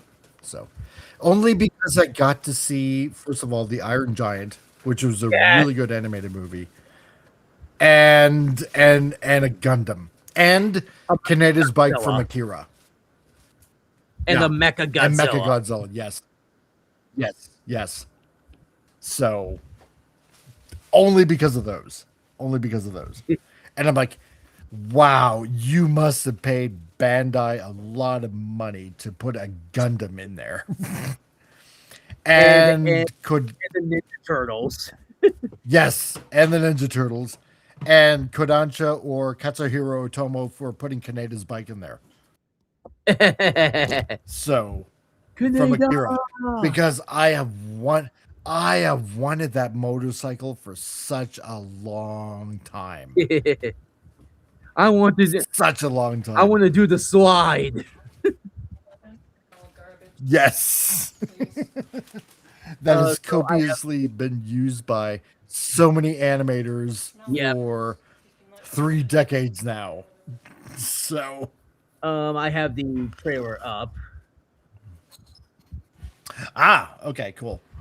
Then I shall bring it up for all to peruse. Yeah. Oh my god. Wow. Back a little bit. He nails that. Yeah, he looks like a young Sylvester Stallone. He does. Yeah, and I think it's a true story that like he worked like at some factories where he had to where he had to like pick a fish and a raw meat, and that was and that was one of the story inspirations for for Rocky, like especially like how he trains. Wow. You sound like you got rocks in your mouth. And well, yeah, this is the way I talk. And I think and I've heard that is also true, that he really struggled trying to get a role in movies because he just didn't have the look that exactly. the Hollywood and I think the whole boxing story, I think the main inspiration was like he was at a bar and there was like a Muhammad Ali fight going on, and I think who Muhammad Ali was fighting was like someone who was like way under his class, so that became the inspiration for the story of Rocky. Got to play I can't remember the actor's name who plays Apollo. Yeah. He looks like him too. But that is like but that's the biggest part of Sylvester Stallone's story, is that he wanted to play like he wanted to direct and play the role of Rocky, and the studios like just would not let him have it. So he had to struggle. He had to, but for lack of a better phrase, like he had to fight for that, in order to get to be able to play his own character, and and it was one of those things, where that risk, was like well worth the like the risk was worth the reward, because the first Rocky movie like won an Oscar after that. And after seeing that trailer, like I sort of thought, like, if this succeeds, like I would love to see a biopic movie about Steven Spielberg making the Jaws movie, because there are so many stories about that. Oh, there are, right? Oh yeah, like especially like the massive headache that the the mechanical shark caused. Causing Exactly. massive delay. Because of the salt water Yeah, the and salt. oh yeah, it did. Yeah, Man. because Steven Spielberg wanted to film it in the actual ocean, and Exactly. and Man. and the shark was such a headache. And I think the two actors, who played like the boat captain and the marine biologist, like the actors, like they actually hated each other. That's what I heard. Yeah, Yeah. They actually couldn't stand each other. So which I thought was kind of funny. yeah, Sort of kind of, yeah. Let's see here. Yeah, no, I definitely know that that another friend of the channel, who goes by the name of Rancor Steve, because he's a big Sylvester Stallone nut. He's gonna enjoy that movie, yeah, and yeah, because that looks really, really good. So, yeah. Like um, they there we go. play Sylvester Stallone, like he looks like a young Sylvester Stallone. He does. That's amazing. Yeah, So and, I like that. and, That is like, that's like he a gets the splitting voice, image, man. and like he Hmm. gets the voice just right. He does. He does. But I got a brain. And that's out this November, which is really cool. So Yeah, and I yeah, I like would, that. and I would, and I I don't know why they haven't done this yet, but I really want to see a biopic movie about Stanley and Jack Kirby. And like the Well, beef there that kind of they is had. one. Yeah, that'd be pretty interesting. Because yeah, I know of the biography one that's on Tubi about Jack Kirby. But yeah, it would Uh-huh. be really interesting to see a Jack Kirby Stan Lee movie. That would Yeah, be actually really, really interesting. Yeah, yeah.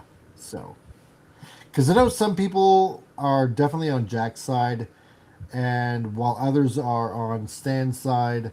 And the one thing I think is kind of sad in a way is that, after Jack passed, or no, sorry, not Jack, after Stan passed away, it's like all of a sudden all this stuff immediately like pretty much like comes out, right? And I thought,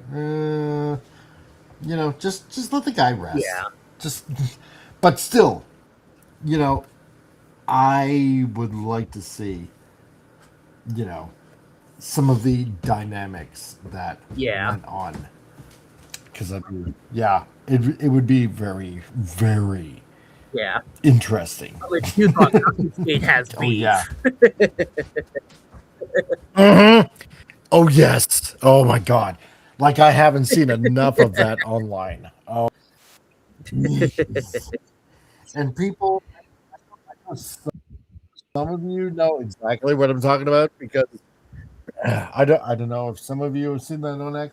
Let's just say, mm, yeah, there are certain beefs going on with certain creators, and Oh, oh, I really don't want to go into I want to respond to Bill. that. Respond to Bill. Yeah, the mechanical, Bruce, the mechanical shark. They were gonna shoot a very graphic scene where the shark attacks a boy and it got dropped. Yeah. So, the scene where a boy gets attacked, like that still stayed, but it was meant to be way more graphic than it originally was. Yeah, yeah. And it, yeah, At least and that's my and like the understanding of it. test Yeah. screeners did not like it. Like they were vomiting, in that test screen, because it was so violent, or so I wish I would have seen that. yeah. Yeah, I would have loved to have seen that back in the day. Man, that would have been awesome. It's like, what? In 30 in 20 years, this will be like milk toast. So, Yeah, but Boy, you guys are yeah, pansies. yeah, but that movie like actually made me scared to even go into the pool. Yeah, that's true. So, oops, wait a minute here. Yeah, no, that's definitely true. Oh man, It's we will make it's you afraid to go in the water again. Bum bum like I've bum. seen like some reels where some people are having like a sort of like a pool watch party of Jaws. I would love to see that even more. I want to see more of that. Not too many people get together like that nowadays. You know, like, So, in the pool in the dark, watching the Jaws movie, hearing that theme song, dun dun dun dun dun dun dun dun dun. make it so. Jeez. The kind of movie that brings people together in fear. For the whole Man. family. Oh man. Yeah, it's family wholesome fun. Yeah, so here's what I Uh got so far of inking the cover. all right. Looks pretty cool. I Yeah. like that. Let's So ambigify. yeah, so still need to add like a background. I'll have to figure out what to put into the background. Nice. I like that. That's pretty cool. Yeah, Eva is like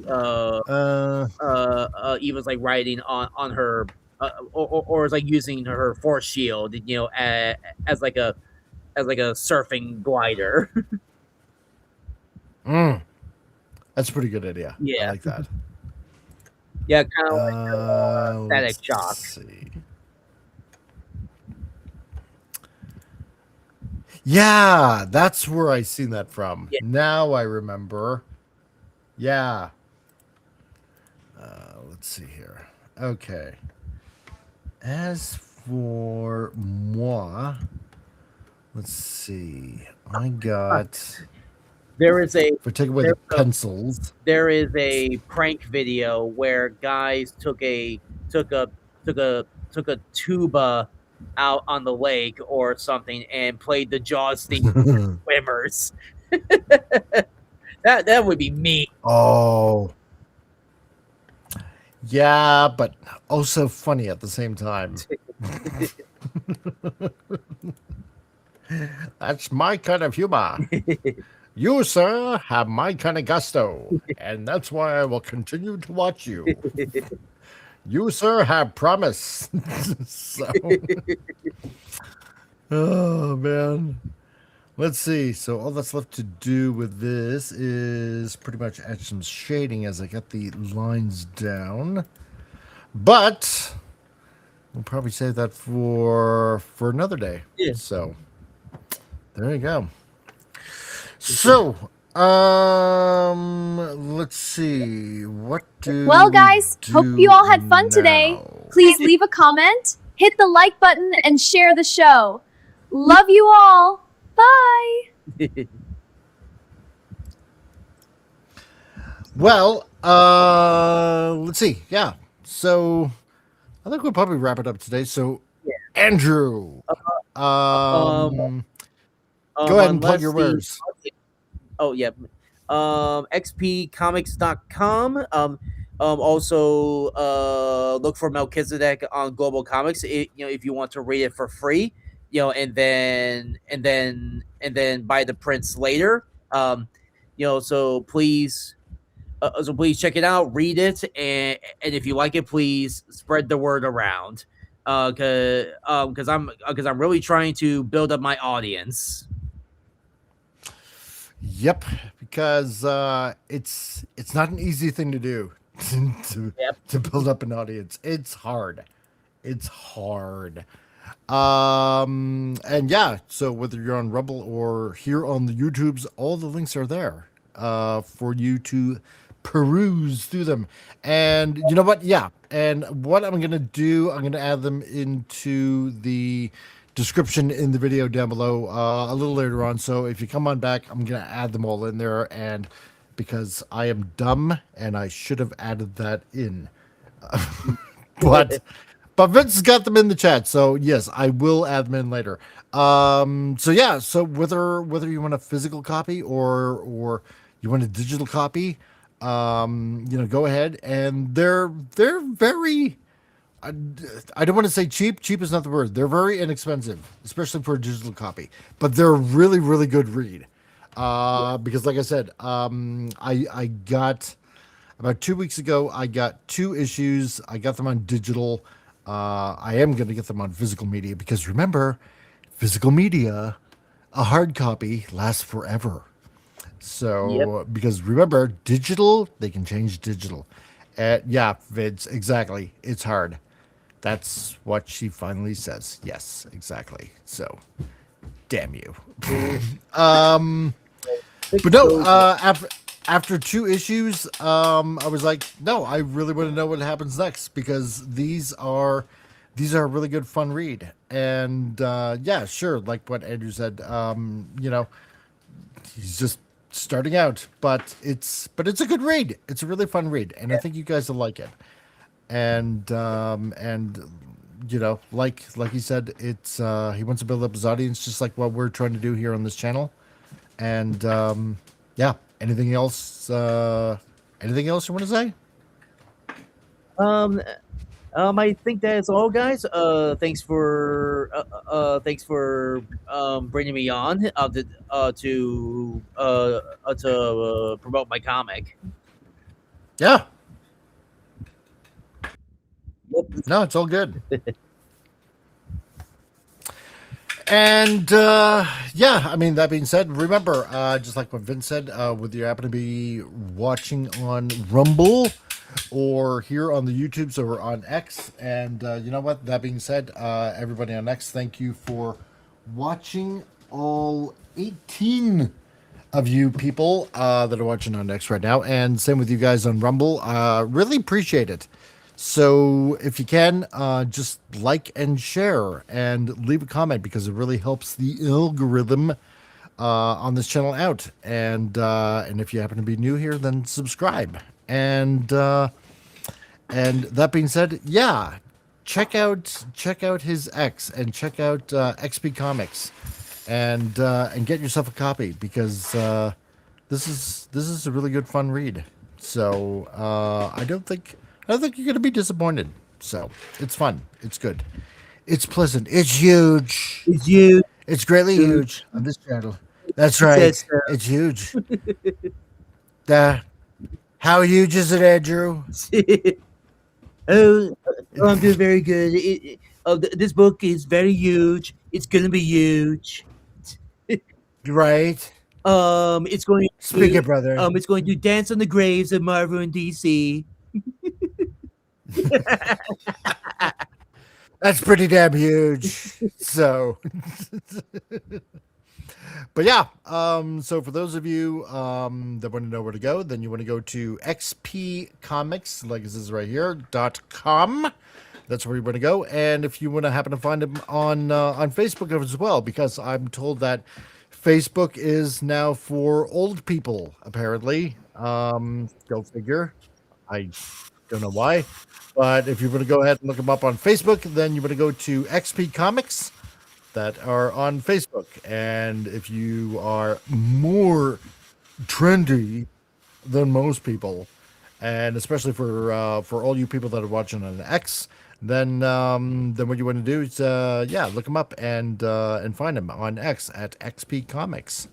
They're on X, and check out his wares and partake in the goodness of Melchizedek.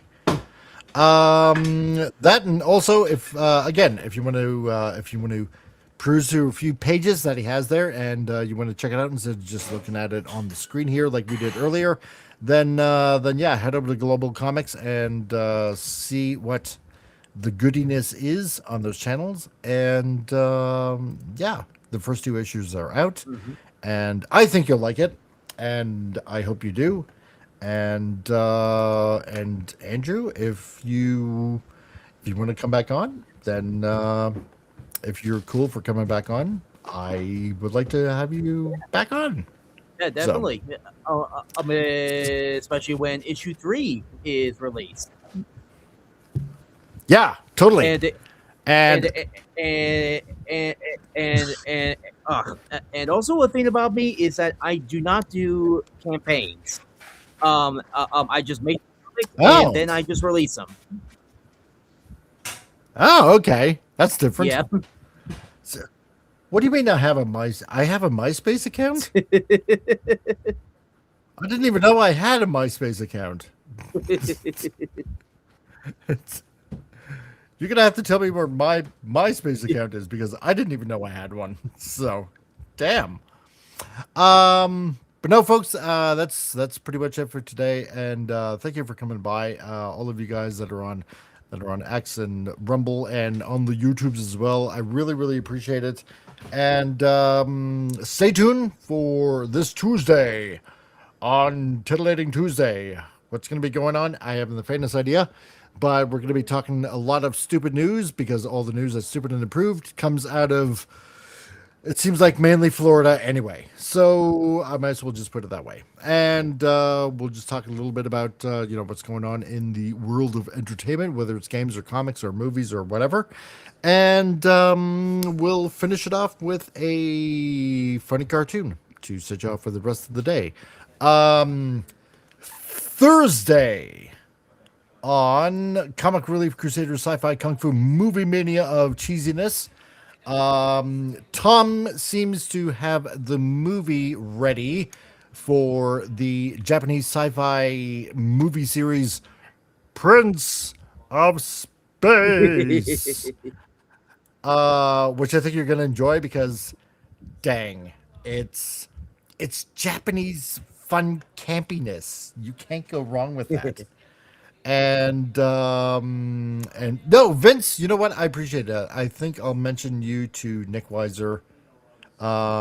Maybe you can come on his Klobby Comic Shop stream. Yeah, for Andrew. Yeah, totally. 100%. That'd be awesome. Yeah, do it. Do it now.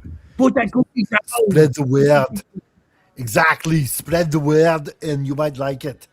And because if we can get Andrew some good coverage on his comic Melchizedek, it will be good for him and give him extra fundage for him to get some extra incentive to keep on drawing more comics for us to partake in. And hopefully it will become a popular enough sort of anime. That's right. Exactly. Because if we don't, well, then all is lost, and we have to keep on putting up with crappy comics from Marvel and DC. Yeah. And Image. So, and I suppose Dark Horse and IDW and every other place that sucks. So, and that wouldn't be good now, would it, people? So, anyway, that's pretty much it for today. So, again, thank you for coming on by. Really appreciate it. And for all of you out there, remember what we like to say on this channel as we leave. It's this. If it plays. Excellent to each other. Be excellent to each other. And party on, dudes!